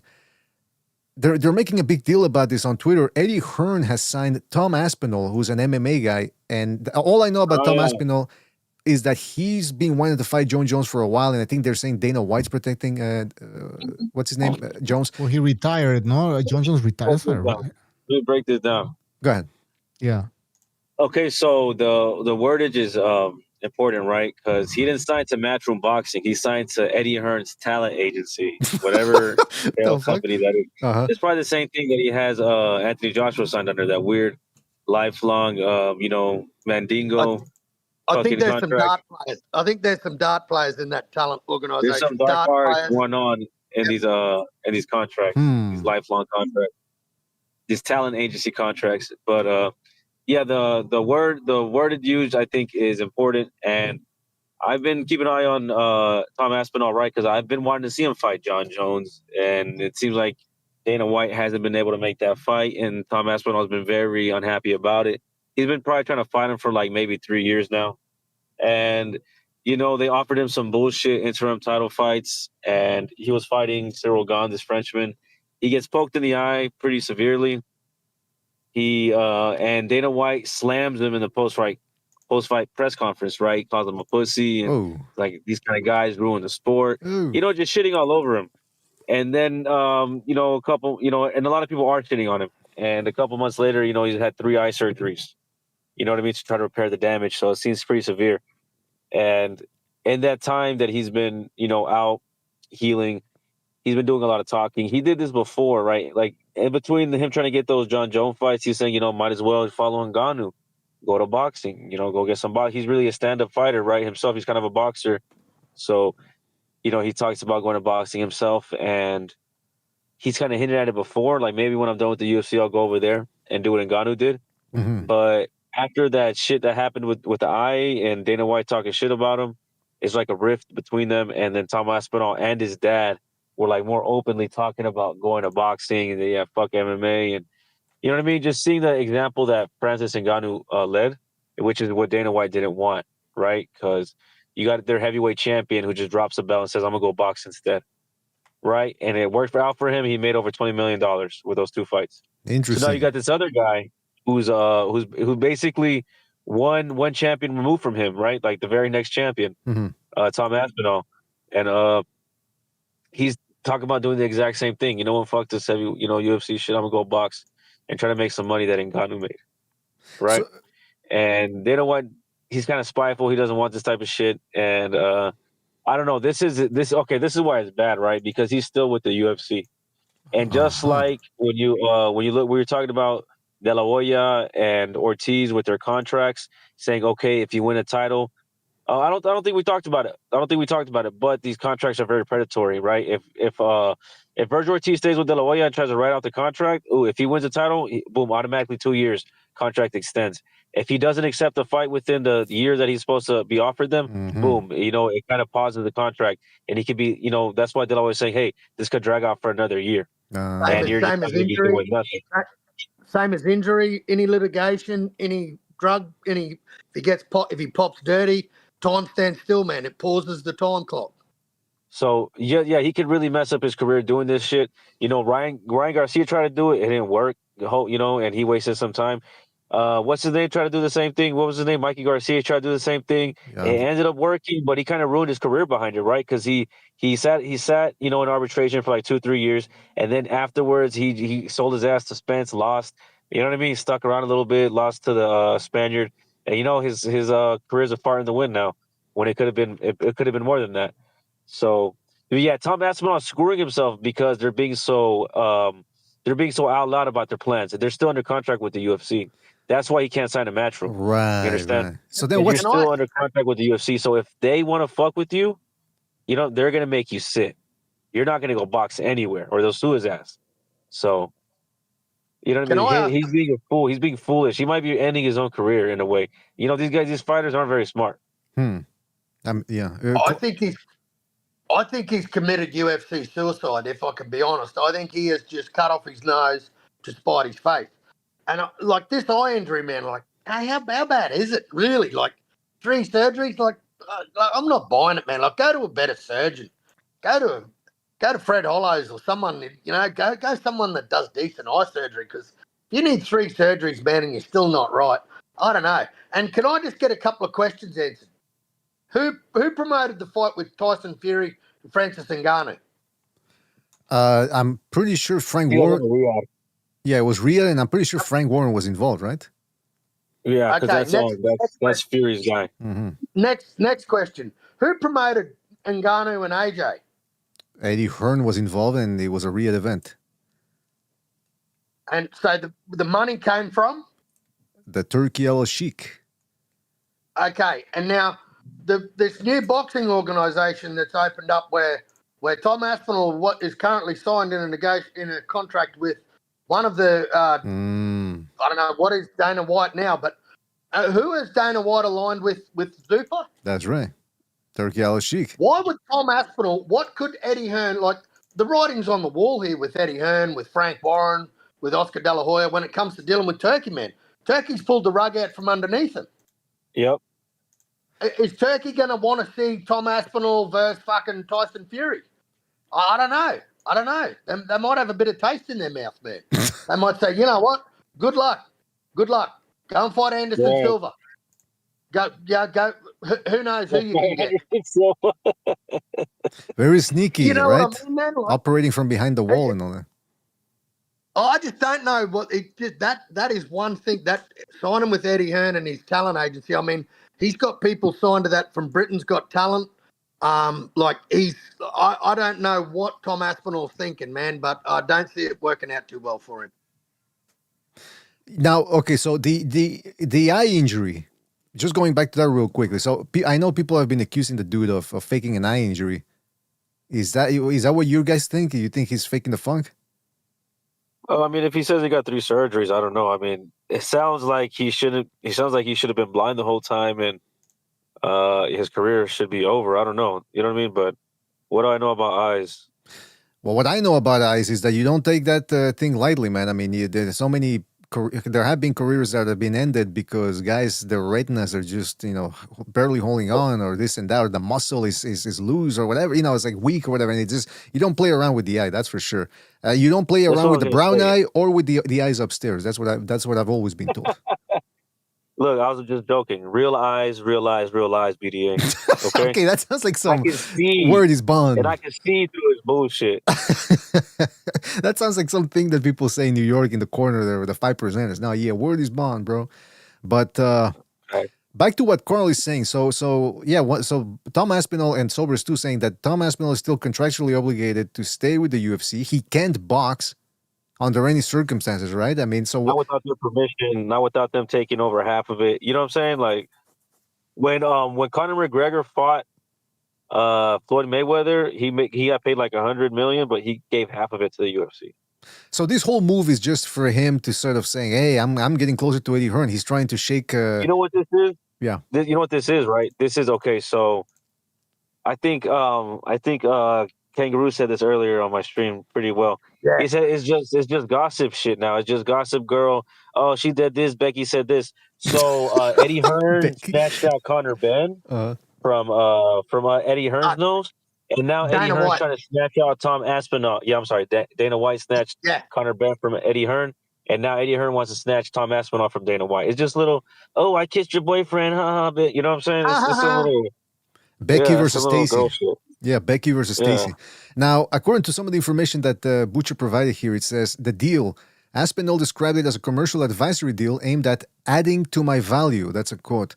By leveraging Hearn's experience in building athlete brands, it does not affect his fighting obligations with the UFC. So there you go. So it's just he just wants to have. You know what it does, Butcher? BDA. You know what it does? What this does now is this brings Eddie Hearn to the table whenever Dana White wants to make a fight with Tom Aspinall. Yep. So Eddie now sits at the table, and Eddie thinks he's got one up on Dana White. I mean, I don't think he realizes. Like, I mean, so and you watch you watch after this Joy Opetaia card on the weekend. You watch the names that come out the next week, and then this is what Dana's saying. You watch what we build. Give us 12 months time, and watch what we do in 12 months. And can that happen though? And of course, it can happen, man. I mean, they've cut out all the funding, yeah. Man, like they're signing Conor Ben for $15 million to fight Regis Prograis. Come on, that was crazy. Like, if that's not a crazy move, and just saying, here, we don't care how much. We just want your guys. Let's just take them. You know what we need here? 9 more likes, and we get to 50. Otherwise, you guys come on, hit the like, or we're not talking. That's right. Phone lines are shut down. I'm gonna sue people's mouths shut. All right. Game ain't free. What's that? This game ain't free.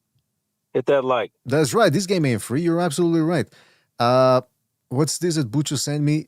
All right. So apparently, Eddie Hearn, Dana White now is saying that he seems to be a little bit pissed off. Now, I was going to say that there's going to be a press conference announcing this whole Aspinall thing. Well, I set up the video here.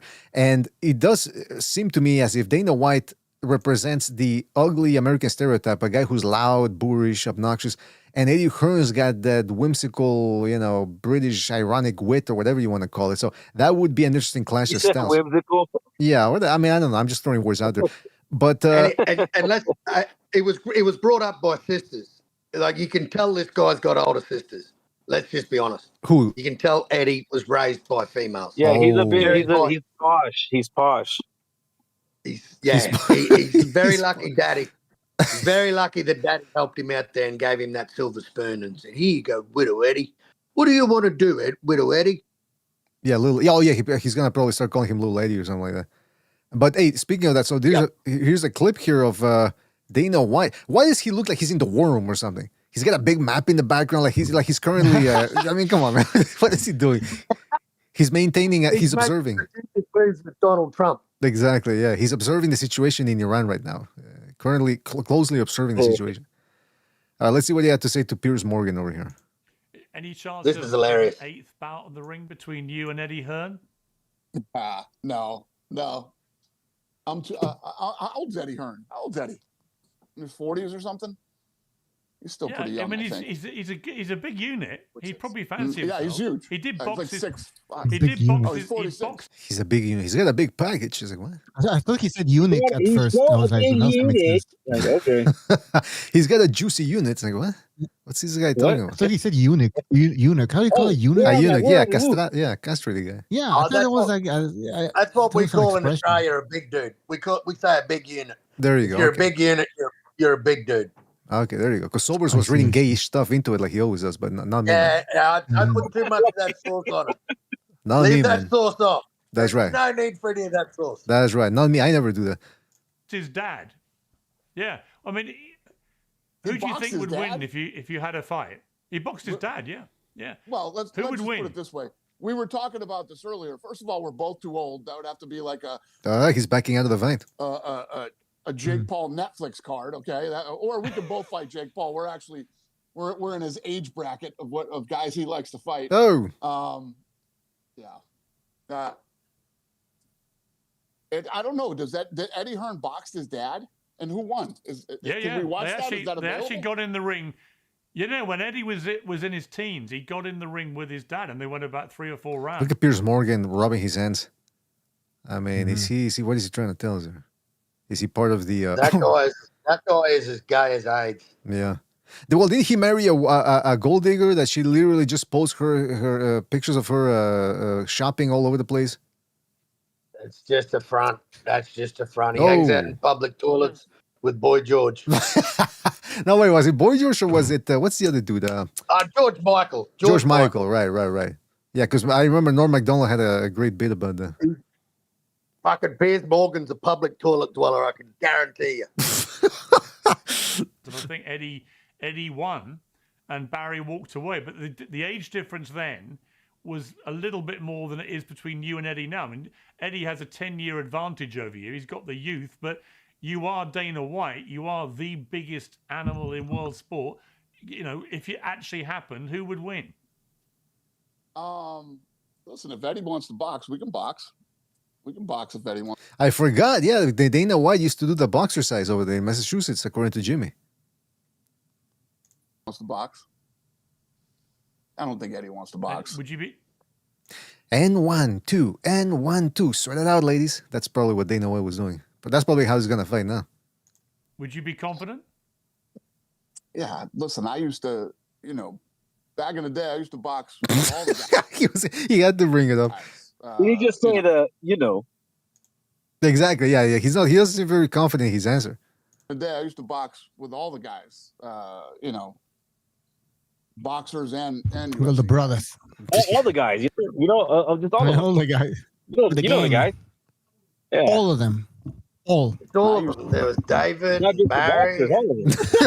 He's ringing out names. He's just trying to Chuck, Larry, Webb. Jeremiah. Mark, Luke, John.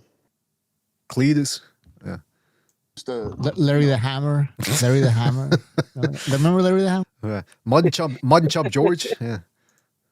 Back in the day, I used to box with all the guys. Now look at his shifty eyes, man. He's bullshitting. With all the guys, See that? Look at that. Look at his eyes, man. He's not even. Boxers and UFC. Yeah, Boxers and UFC guys. I have boxed. Look at that fucking smile. That's a Tony Soprano smile right there when he tells a lie. Now, interestingly enough, Dana White, according to Dr. 805, he says he doesn't like the ketosis, keto diet. He doesn't like fasting. This is all what Dana White does, by the way. So he's lacking nutrients. That's number one. And number two, he's in good shape because he lifts weights and all that. But how about his cardiovascular energy? Because let me tell you, Eddie Hearn, he's more wiry. He's spry. He whips around there in the press conferences. I think he's got the snap on his shots that Dana White doesn't have. I think Dana White is a front runner. I think he can out-jab him. Absolutely. Out-jab him. He can probably get Anthony Joshua to give him some pointers. Yeah. Here in the chat, Gypsy Boxing says, Eddie will destroy Dana White. White sucks ass. There you go. Well, there you have it. No, he's just longer the reach. He's going to be a factor. It's going to be a big problem. Be a factor. They get a drink holder? What's that? Cup holder? Oh, he's at a bar, but Solar's at a bar asking for drinks. Yeah, so this is interesting right there. This is Eddie Hearn and Dana White going at it. The other thing I wanted to bring up here, I had something else on Eddie Hearn. Well, let's talk about Jai Opetaia. Oh, no, actually, excuse me. Let me open up the phone lines because I know Jerry wanted to call in and I want to hear from him. So I'm going to open up the phone lines. But while I do that, I can bring up another little story here to keep us going. Virgil Ortiz said that his time with Golden Boy is done. Se acabó. And he's saying that, what's he saying here? Hold on a second. Virgil Ortiz made his first public appearance comment since a Nevada judge sent his legal battle with Golden Boy Promotions to arbitration, saying, my time with Golden Boy is done. Although the judge didn't see it our way and the fight is blocked for now, my team and I will be moving on to arbitration and to the court appeal. My time with Golden Boy is done. I am confident that my right to move on to other opportunities will be upheld. As always, I'm in the gym staying ready. Any 154 champ should do the same. It is only a matter of time. Also, he's being hopeful. What do you guys think? What would be the biggest fight at 154? Would it be Ortiz versus Ennis, or would it be Ortiz versus Fundora for the title, for the championship? Bigger in what sense? Like bigger attraction? Okay, what's the bigger attraction? Is the Fundora fight more significant in your eyes? Significant, yeah. Fundora, I think, is the number one guy at the 154. So Ortiz against Fundora would be the biggest fight. But I wonder if people would give him credit, the average boxing fan, because I don't think again, you see most boxing fans still care about paper titles. WBC, WBA, unification. I don't think most, and then on top of that, the Ring magazine right now has been earning a bad reputation because they're going after, who were they going after? After Frank Warren and making stuff up about the ticket sales and all that. So who knows if people really care about the Ring magazine belt now? Yeah, I don't know. I don't know what these people. I don't know what they think, because I don't really care about the belts. So I don't know. Maybe in the chat they can let us know what they think about this, the ring belt, and do you care about these belts right now at 154, or do you just want to see certain fights take place? That's what I want. Yeah, but see, Bucho, since you've become a Tank Davis fan, you've stopped caring about the belts. I've noticed that since you've become a Gervonta Abdul Wahid Davis fan. I've noticed the switch. But let's be honest, man. We need the biggest fight. We need Virgil and Boots, mate. We need it now. We've waited long enough.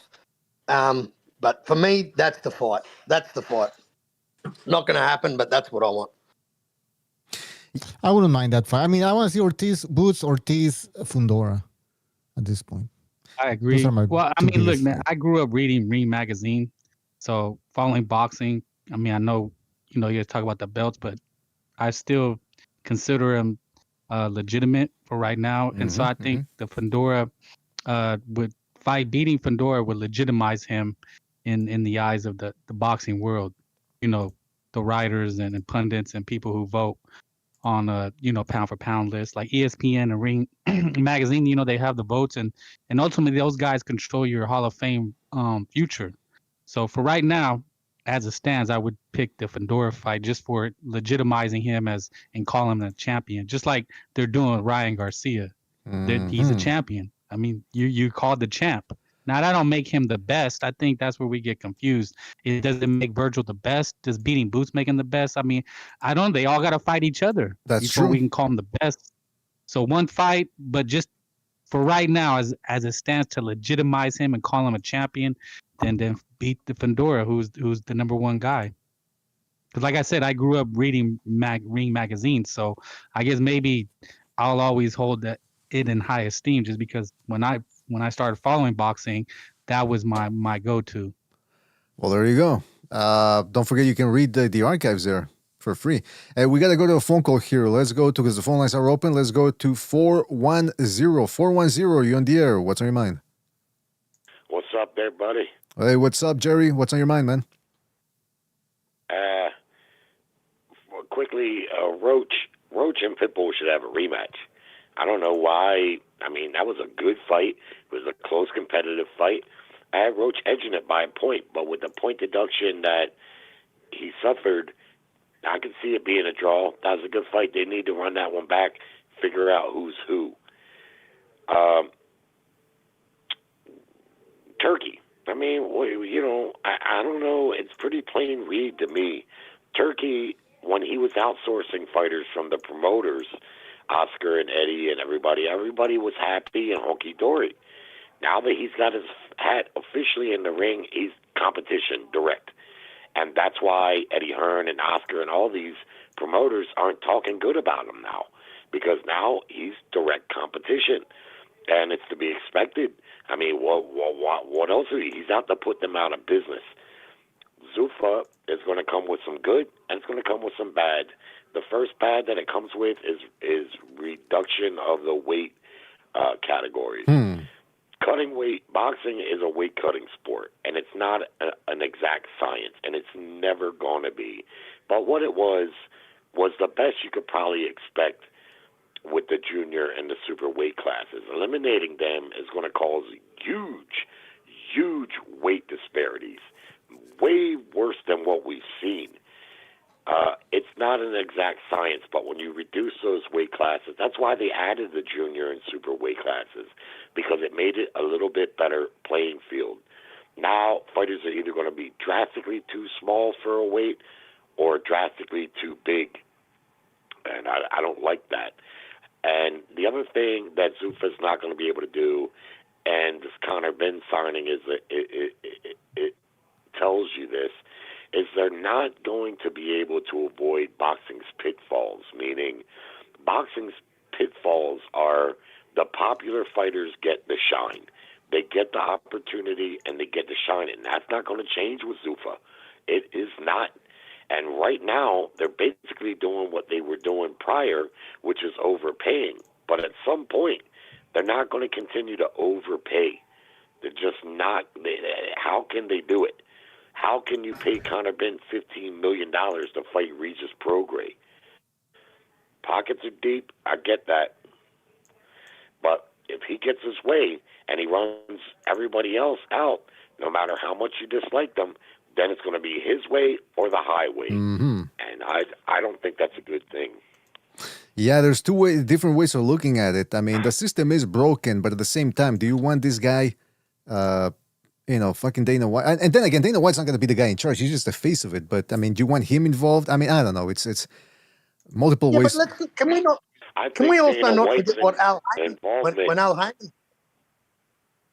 when Al Heyman came in, he signed fighters hand over fist. All right, well, hold on. Jerry, go ahead, and then we'll let Carl go. Dana White's involvement is probably a good thing to structure it to where it can stand on its own and not be a money pit. So I think that's the best move that he's made. It's just boxing is what it is, and it's always going to be what it is. No matter what he tries to do, he's not going to be able to avoid the pitfalls that involve themselves in boxing, because it's a popularity sport. And that right there alone dictates every move that these promoters make. It's all based on the logistics of the popularity. Fans want to talk about this and that and who's this, and it doesn't matter. If they're not popular, if they don't sell seats, does not matter. And it won't matter for him either. And due to that, it's going to fall under the same problems that boxing always has. Our sport is tough to be a fan of our sport. I call it the ugly charm of boxing, from bad decisions, hometown decisions, house fighter decisions, to every single thing that's involved. Just like this Ortiz Oscar thing. Now, I'll be honest with you. I don't think Ortiz is going to be able to break that contract. Andre Ward twice signed that contract that he tried to get out of. He signed it, and then when he was presented with a more lucrative opportunity, he tried to get out of it. Now, I like Virgil. Virgil's one of my favorite fighters, and I think him and Boots is a great fight, a 50-50 fight. But the reality is, you can't sign a deal and then turn back around and renege on it because you think you got a better deal. It just doesn't work like that. It doesn't work like that anywhere. So, I want to see the Boots in this fight. I watched Oscar's clapback just a little while ago, and he's telling his side of the story, which isn't too flattering for Virgil. But who knows? That was his side of the story. And, it's going to make it rough for him because if he can't break the contract, now he's got to go back and work with Oscar. And, we'll see how that works out. And lastly, Rolly Romero and Devin Haney, I guess they're going to fight, huh? That's what they're saying, yeah, May the 30th. Yeah, well, Rolly Romero, he gets shit on a lot. And I get it. He's not a skilled fighter. The way I see boxing is you got skill fighters, then you got fight fighters. Like Conor Benn is a fighter, much more than a boxer. You got other fighters, they're more skilled fighters, right? I can appreciate them all. But when they crowned the four kings in that 135, when they were talking about the four kings, Lopez and Roman, they left Rolly out. And I get it. But Rolly embarrassed the shit out of Ryan Garcia. Despite Ryan's performance a couple weeks ago, Rolly beat his ass. And Rolly got his ass beat by Pitbull. My point is, in short, at some point, people are going to have to start taking Rolly a little bit more serious. I'm not saying he's an all-time great, but he's a big dude at the weight. He's very strong. He's very awkward, and that could be a big problem for Devin Haney because he's also very aggressive when he feels like he needs to be. And that's a bad problem for a guy that wants to box. Now, Haney's going to clinch, and he's going to do what he does, but, man, all you got to do is look at Maidana versus Mayweather. Maidana threw a lot of awkward punches from odd angles, and he was very strong. And I frankly think that Maidana won that first fight. He was giving Floyd Mayweather fits, absolute fits. And I think Rolly will do the same thing to Devin Haney. Careful what you wish for. That guy's awkward, and he's strong, and that's a bad recipe for a boxer. Well, we shall see, man. Anyway, hopefully it's a call, buddy. Absolutely, Jerry. Thank you for calling in, man. Call back next time, as always, man. Always appreciate it. All right, take it easy, man. Yeah, hopefully it's a good fight. Hopefully it's a good fight. That's all I'm asking. If something interesting happens. Hey, Carl, you were going to say something about PBC? I just wanted a couple of Jerry's points that I just wanted to bring up. Like, talking about Turkey splash and all this money, overpaying for fighters. I mean, let's not forget what Al Heyman did when the PBC first came in with their $900 million and just signed guys to sit on a couch. I mean, like, and just another thing to add to it was the Zuffa weight classes. I mean, when you're starting your own company and you want to build yourself big, I think by having less weight classes, by dropping all the junior weights, I think that helps you build your roster faster, so you'll have more competitive fights at those divisions. So I kind of see the point of Zuffa dropping those middleweights out so they can build a roster quicker, so they can start putting on worthy cards for people to want to buy. And to further his point about boxing being boxing, and it's always been boxing, I mean, I wouldn't be too concerned about thinking that Turkey's going to come in and take over and just crush everyone like ants. Because, mate, these guys have been around for a long, long time. And boxing's been around, like Canelo said, man. It's been around for a long time, and it'll survive these people coming in with billions and billions. But I think right now, man, for me, getting more cards, more fights, I can't be angry at it, man. Getting more cards and seeing more fighters, man. And I've got to be honest, the cards we've seen, man, the 3 cards they've slapped together from the start of the year, they haven't been too bad. That's true. That's true. I mean, I've enjoyed them. Yo, BDA, can you mute somebody? I don't know. I did mute him, but how do I mute? It says Well, it just says mute, and that's it. There's no on this panel. There's no. Yeah, but I mean, people in the Discord. I mean, on YouTube they can't hear him, but. Hey, Solvers, how do I? But you guys can still hear him though. So how do I mute? Isn't there supposed to be a button that server mute or something like that? Just kick him and then he'll be back. Going. All right. Then he's miserable. How do I kick him? Yeah, he's sick. Hey, Sobers. Sobers. All right, I kicked him out. I kicked him out. I kicked him out. And then I'll reinvite him. All right, we'll take a phone call here. Let's go to 210. 210. You on the air? 210. What's on your mind? Hey, Southpaw, what's up, fellas? Hey, Southpaw, what's up, man? No, hey, funny what Jerry said at the end. I agree, man. I think Maidana won that first fight. Oh, wait a minute. And I was watching with a bunch of casuals at Buffalo Wild Wings, and I remember the place was packed, and everybody loved the fight because I think everybody thought that Maidana won. So right when they were announcing the winner, people in the whole restaurant just started cheering. They didn't even hear that Mayweather won the fight.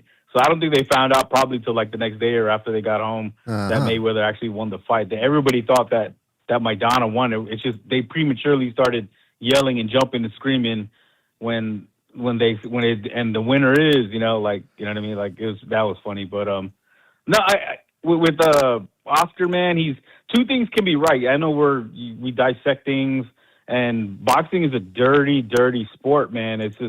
It's funny, like, because when you cover it and you see what goes on behind the scenes, you peel the curtain back, you kind of leaves a bad taste in your mouth. So when people say, "Oh man, it's just be cool to be covering fights and stuff," and I'm like, nah. I was like, honestly, man, I was more in love with the sport when I was more naive to a lot of things. I didn't know a lot of things or how things worked.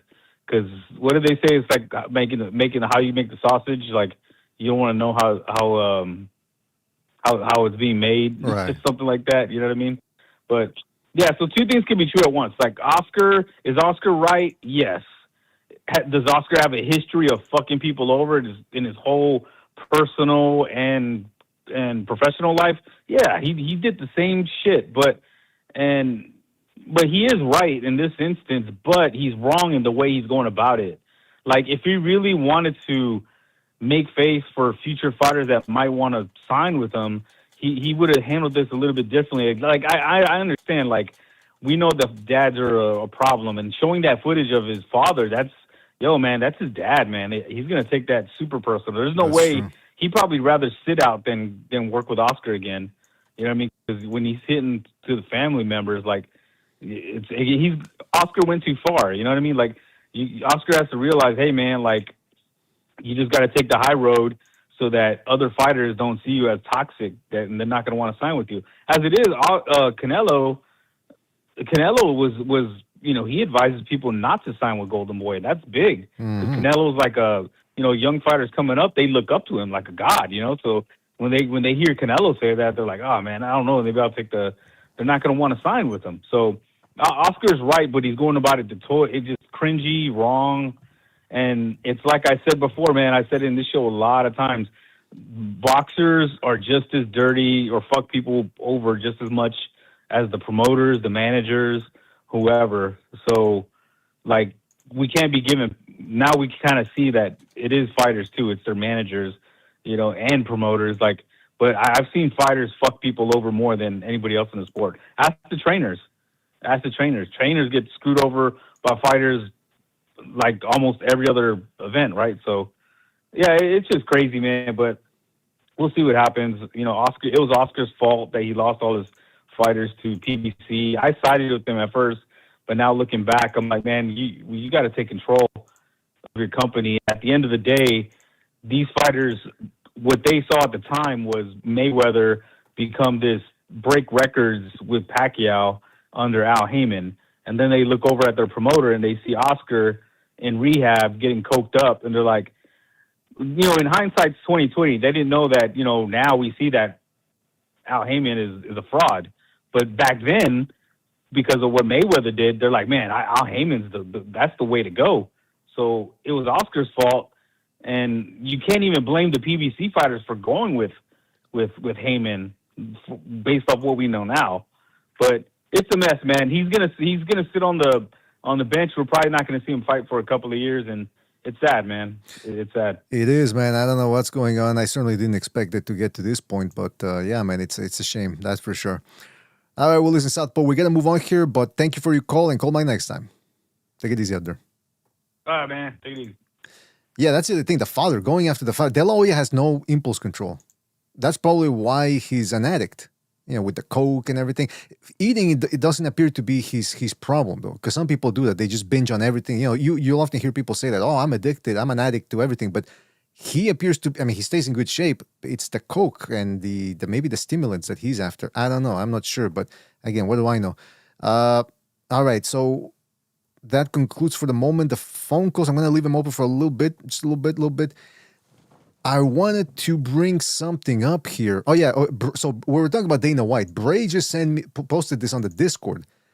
Dana White can actually, well, I'll show you guys, and you tell me what you think. This is Dana White. I don't know where this is from. It's got to be from the 2000s. Dana White boxing. That's it.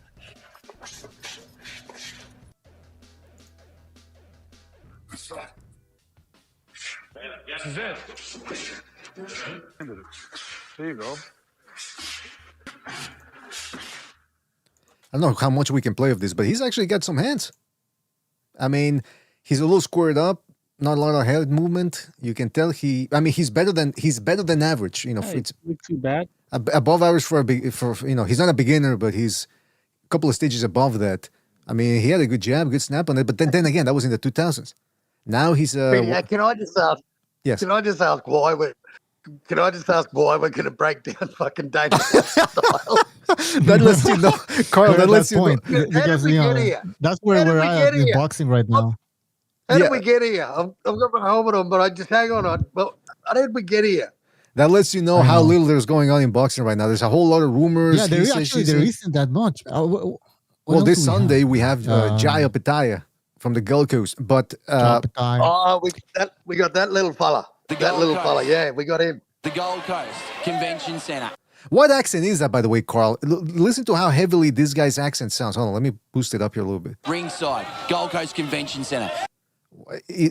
Can you specify? Yeah. Yeah, that's Queensland. That's where I'm from. That's my state. That's a Queen. You don't sound like that. Carl doesn't even sound like that. This guy sounds way different. Wait, say Gold Coast Convention Center. Gold Coast Convention Center. Okay, that at the end there, you're saying Santa, but this guy's exaggerating. Listen to how he says it. The Gold Coast Convention Centre. Santa. He's going Convention Center. Yeah, he did put a little extra Australian sauce on it. Yeah.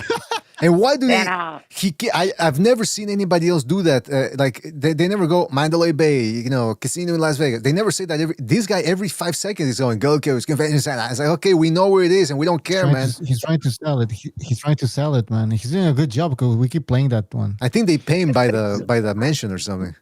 Every time you mention it. Hey, but BDA about the Opetaia, what's the deal with the belts? So apparently he's not getting it. Go ahead, Cole. Go ahead. You explain it. No. You're from Australia. Mate, it's on again. It's off again. It's on again. It's off again. The IBF still has not officially made a peep. Everything you've heard is absolute bananas. It's just people guessing. The IBF still to this day have not come out and said whether they're going to sanction the fight. The fight's not even on BoxRec, bro. How's that? It's on this weekend, and what? It's not even. Look it up. It's not even on BoxRec. That's bizarre. It wasn't 2 days ago. Unless they put it on now, man. But it was not on BoxRec. Let me check it out. So I don't know, man. But you know what, man? For me, for someone that supports Jai, man, I think this is beautiful. I love the bad press. I love the good press because any press for Jai Opetaia right now is good press, bro. Mm-hmm. He's getting people are starting to know his name. They know where he's from. And people in his own division that have amnesia and don't know who he is, they now know who he is. But I remember we were talking over at Slugger Sam's about that, and we're talking about how he's not really a big star. How can he not be? He's got everything required to be a star. He's entertaining. He knocks people out. He's talented. He's in a division. I mean, he's under a division that could be considered the biggest division in boxing, the heavyweights. I don't understand why he's in a big. Is that Eddie Hearn's fault? No one markets him down to his promoters, man. Like, boxing is not marketed in Australia, man. It is terrible. George Kambosos is unknown in Australia. Tim Tszyu, if Tim Tszyu walks the streets, everyone's going to know Tim Tszyu's there. But nobody knows who Jai Opetaia is, man. It's a national disgrace. It is. It is a national disgrace. I think he should be put. His head should be put on the dollar coin, and I think Sin Cara's broken vertebrae should be on the other side of that coin. You know what? It's not just a national disgrace; it's an international disgrace.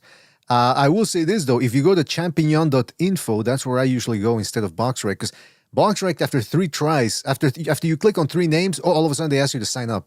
So I go to champion.info, and they do say when is Jai Opetaia's next fight, and they tell you exactly when. So go check out champion.info. I wanted to play this part here. He was on TalkSport the other day, and now he wasn't cursing. Mm-hmm. He wasn't cursing at least this time, because the last time he was there, they were asking him to please keep the salty language to a minimum, and he just didn't care, man. This dude was just going at it. That's because the British are soft cocks. The British are soft cocks, and they're censored. They're highly censored. It's gotta be, right? I mean, they're the ones every time on Sky Sports, or when they used to show it on Sky Sports, we apologize for the language. It's like, no, why? It's boxing. You're supposed to be hearing people cursing all the time. It makes no sense. It does come off across as bad. But Jai Opetaia then was out on TalkSport, and he had this to say about Eddie Hearn. Hold on a second. Let me just set it up here. For some reason, it's not... All right, here we go. Eddie Hearn, he's not my mate. Like, we don't go hanging out and go to the pub together, and bro, it's fully professional. You know what I mean? Like, and it just shows, you know, I've signed this suit for boxing to better myself, better my family, chase my dreams. You know, how many times I make it clear how I wanted an undisputed, you know, I'm chasing the belts, nothing happened, you know, like, and then I signed with him and he's just nothing but bad, you know, like just talking badly, you know, trying to drag me through the mud. So it's crazy, you know, he even wanted me to fight one of his fighters. Like, what? Like, how does that make sense? You couldn't get me a title fight, but the second I leave, you wanted me to give your fighter a title fight. Is your IBF World Cruiserweight? All right, well, first of all, Jai Opetaia is the last person that I would want to hear say about me, I'm not BDA's friend, for example. Because this dude, he looks like a psycho, probably is a psycho. If he wasn't a boxer, he'd probably be in the military, you know, mowing down like... No, you know what he'd be doing? He'd be kicking down doors collecting money. Yeah, or that too, yeah. Exactly. Yeah, he looks like a guy... kicking down doors collecting money. Like, he looks like the type of guy, he gets into a scrap, and it's just another scrap in another day. You know what I mean? It's like he doesn't even think twice about it, doesn't dwell on it. Whereas most people go, oh, I can't believe I got into a fight. This dude's probably like, yeah, who's next? You know, but that's the other thing, though. He's saying that Eddie Hearn couldn't get him the fights. Is this a scenario like Crawford and Top Rank, where Crawford's blaming Top Rank, but hey, what could Top Rank do? The other guys didn't want to fight you. He can't force him to fight you. So is this the same thing going on with Hearn, or... Well, what it is Eddie Hearn doesn't have the money that you got to put in front of these fighters to take the fight to fight Jai. They all know Jai's going to put him in hospital. Like, let's be honest, man. Every fighter in 2025 had an extended visit in hospital. Like, I think if Jai... Like, I just want to know where this fight is in America. Is there a hospital really close by? Because, like, I just want... If Brandon Blanton's team are listening, I want you guys to have the route plotted out, draw it on a piece of paper, know exactly where you got to go to take this bloke after the fight. Because and this is the thing, mate. You know, it's not Eddie's fault, but mate, clearly Eddie couldn't get him the fights. So all of a sudden, when he leaves, he says, "Oh well, I got Chris Billum-Smith here." Chris Billum-Smith didn't want to fight him when he had belts. So why would Jai want to fight him now and risk his belt against the guy that's got zero to offer and knocked back 2 deals? Mate, before he fought Zerto, Eddie offered Chris Billum-Smith double the pay he got when he fought Zerto. Double. And he knocked it back. Oh. So, what? Well, I don't know what more you can do, man. And clearly they didn't have, Eddie doesn't have the money and said he lost millions having Jai Opetaia. Like, all he's done to Jai is shit on Jai since he's left. And you know what Jai's done, mate? Just got in the ring and beat guys to death. That's all Jai's ever done. Never complained about money, never complained about nothing. Just got in there and did his thing. Defended his belt 6 times. He's a 7-time ring champion.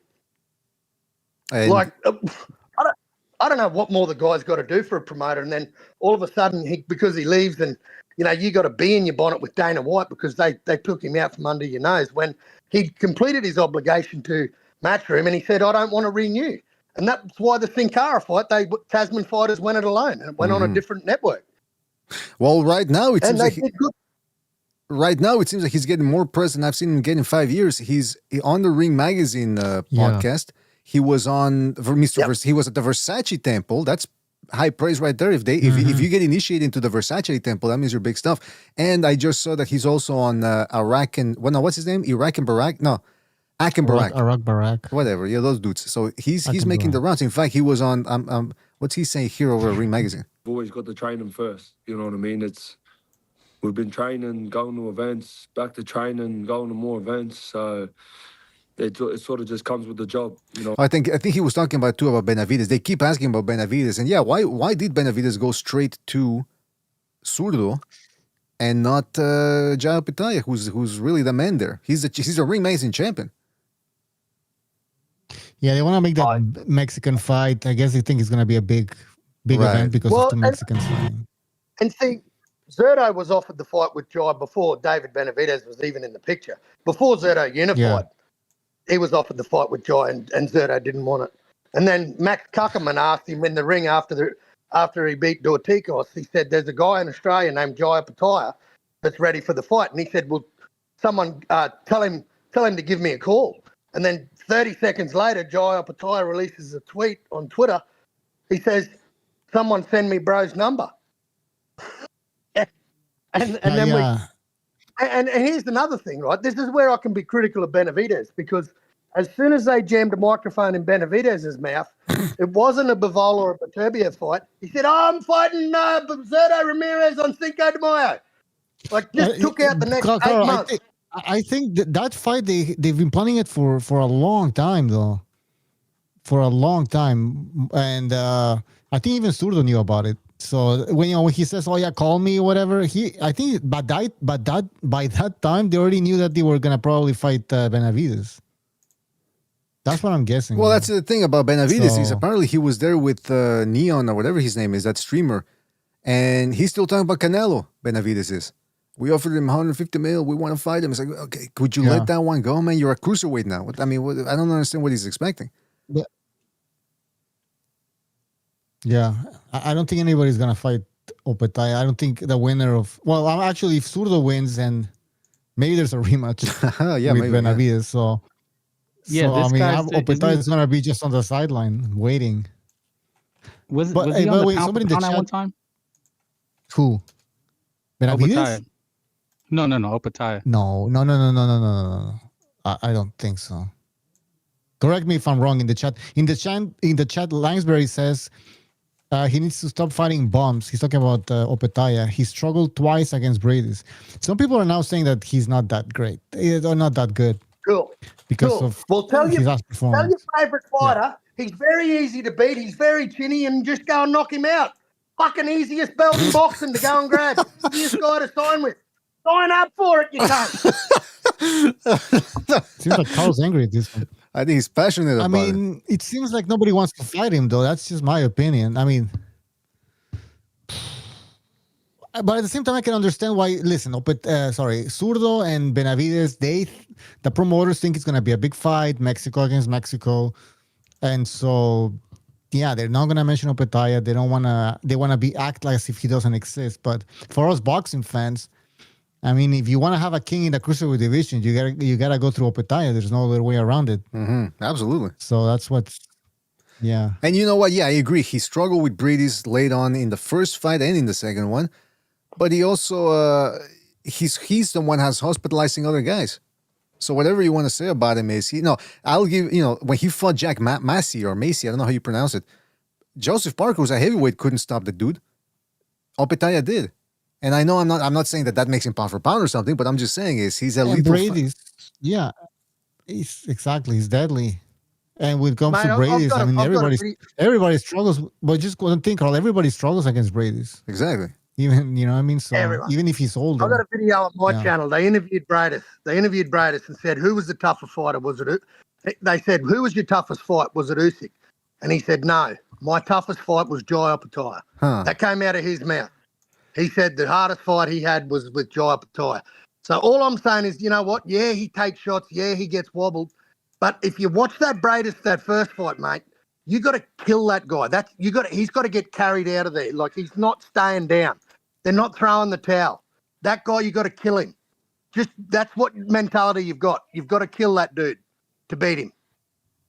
And you know what, though? That's an interesting point or distinction there, because I remember I've just recently found a short video somebody posted on YouTube where they're interviewing Eric Morales, and they asked him, hey, who's the guy who hit you the hardest? And he said, surprisingly, a lot of people are going to think Pacquiao, but Pacquiao's punches didn't really hurt where you go, oh my God, I can't take another one of these. He said it was just the volume that overwhelmed me. And he said that the guy who hit him the hardest was Junior Jones. So sometimes, sometimes you look at a guy's damage or, oh, this guy stopped that guy, therefore he's a harder puncher. But no, man, something's about the feeling of the punch. Like, holy smokes, this guy, like, Ernie Shavers wasn't the greatest out there, but a lot of people will tell you that, he was the hardest guy they ever fought. I mean, the hardest puncher they ever fought, because his punches would just, some people even get their legs numbed by shots in the head. That's when a guy's got heavy hands, as they call it in the business. So, when Brady said that about Opetaia, people say, well, Usyk probably right, because he's more skilled than Opetaia, but Opetaia's just got the punch for punch. You can tell he hits harder than Usyk did at cruiserweight. Although, again, that remains to be seen, because Usyk did get some stoppages against better opposition, whereas Opetaia's, not getting those stoppages against the greatest opposition. But like Bucho said, he couldn't stop Brady's. Okay, so nobody stops Brady's. Nobody has an easy time with Brady. So there's two sides of that coin. No one's ever stopped it. Exactly, yeah. But by the way, too, Eddie Hearn catching some flag there from Opetaia. Opetaia saying they're not friends, and that Hearn never really took care of him as a promoter. Now, Turki Al-Sheikh, because, Eddie Hearn said, hey, Dana White's nothing without his daddy, referencing Eddie Hearn. Turki Al-Sheikh. Well, Turki Al-Sheikh, via Ring Magazine, by the way, the Ring Magazine Twitter account posted this. I don't know what's going on with Ring Magazine now, but while speaking to the Ring, Turki Al-Sheikh said, Eddie Hearn, come and put your head on the chest of your father. I will give you a warm hug, as long as it's not warm something else. The world is filled with evil people. Guys, what is he talking about? The world is filled with evil people. Come put your head on my crotch. What? Yeah, that was weird. I don't get it, to be honest. I was reading the comment section to see if somebody would explain what he was trying to say, and nobody could decipher. I can defy. I need your help. I need you guys to tell me what's he talking about. What is he? Is it a diss? It seems like a diss, but then they're boys at the same time. Yeah, exactly. Maybe he's fucking trolling us. Well, at this point, it does seem as if Eddie Hearn and Turki Al-Sheikh, it's a very strained relationship. Now, I know it's business, and people, these guys, these promoters, they talk about themselves, or about each other rather, and they disparage themselves. And then next thing you know, they're doing business again. Because again, if there's business and money involved, rather, then they'll work together. But this is a bizarre thing, man. I mean, talking about put your head on my crotch, and put your head on my crotch, and I'll give you something warm. And the world is filled with evil people. I don't get it, man. It is really bizarre, and who knows where this is leading. I really don't know where this is leading. No, we're good, man. I wouldn't. Yeah, I don't. It's kind of bizarre. That's all I'll say. Didn't we have any other news here? Hold on. Thought I had something else here that we were going to talk about. I played you the Dana White boxing, right? Yeah, okay, we played that. Shout out to Brave for that. Oh, what the hell? Yeah. Oh, there's one from Ariel Hawani talking about that. Man, you don't need to play that, I guess. Turkey. Yeah. Yeah. Chisora Wilder might be for an IBF vacant title. That's ridiculous. See, again, all these people talking about titles and championships and unifications. These titles don't mean squat. What? Chisora and Wilder for a belt. Come on. Yeah. And then they're So going to say, imagine Wilder wins, he's a champ again. Two-time heavyweight champion of the world. yeah, that's what they're going to say. That's what they're going to say. Also, all your money on Cesaro to knock him out before the 4th round. that's what I'm thinking too, man. That's what I'm thinking. I hope so. He's done. By the way, so Bucho, what's the plan after this show then? Because I don't want to put you on the spot and say, yeah, he's doing it. Well, I mean, I thought you were going to jump in as well to Renaissance Discord. Well, I got to discuss the situation. World War III. It's a difficult situation.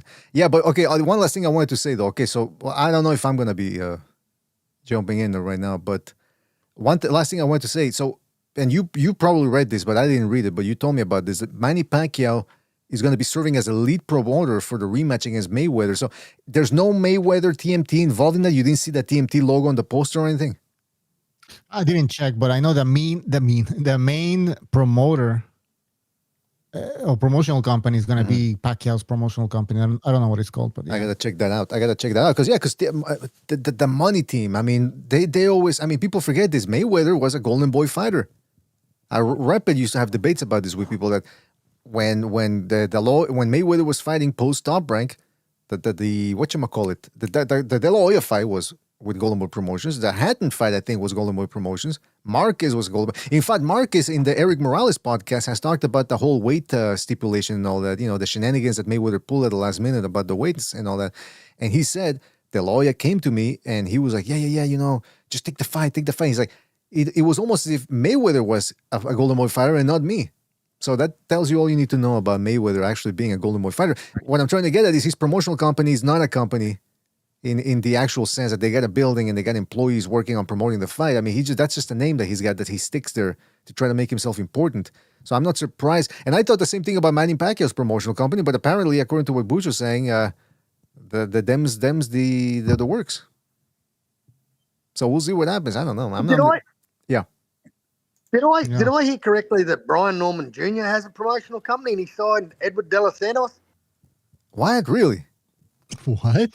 Yeah, I seen that too. Apparently it's. Thought he was Brian Norman.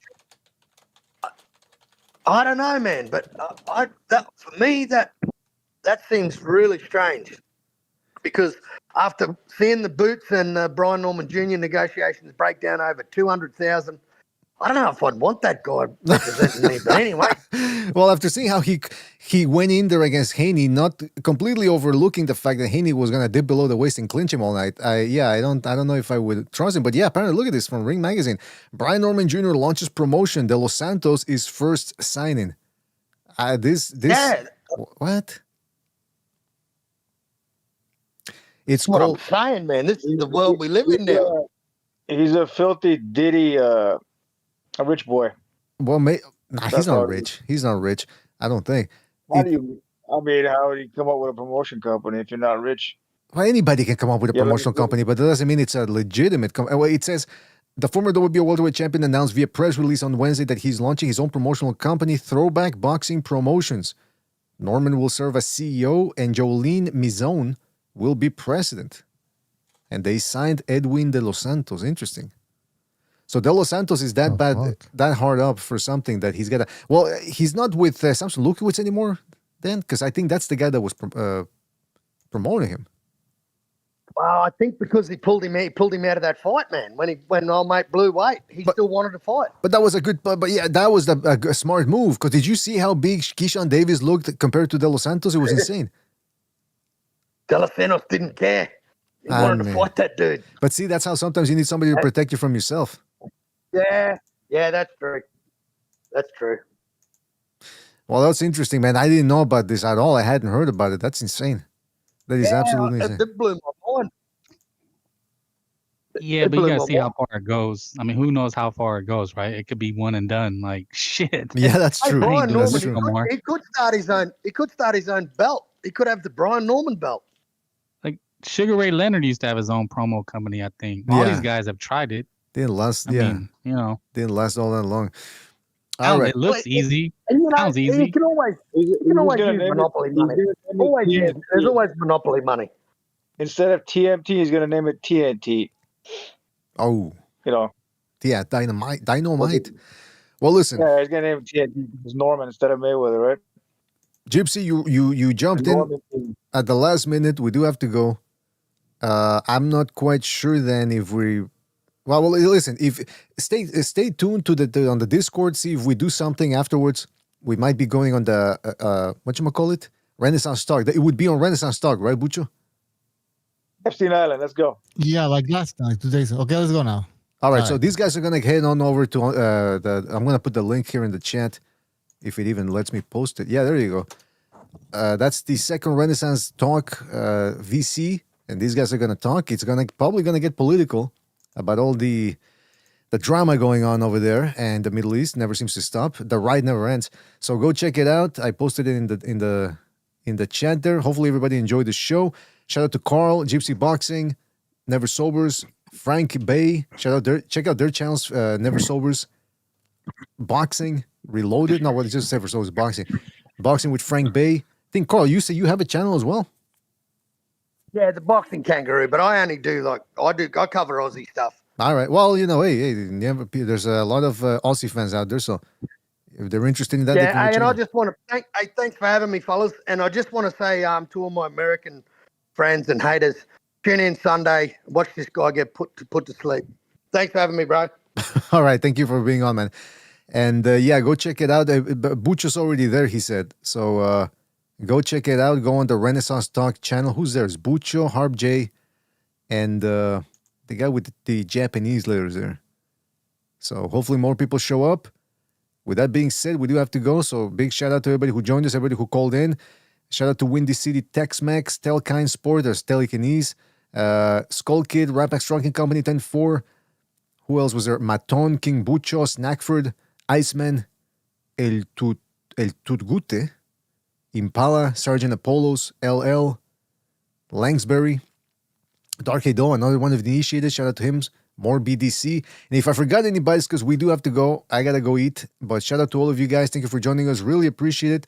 Catch you on the next Bring one. a sandwich, BDA. I'm not gonna eat a sandwich. And you guys should head on over to Renaissance Talk. I'm gonna put. Hey, how come I can't put the chat close here? What? Actually, let me end the show and I'll tell you guys. I don't know what's going on here. Have a good night. Take it easy. Thank you. Thank you. Yeah, the chat disappeared here. What the fuck? Oh, I know why.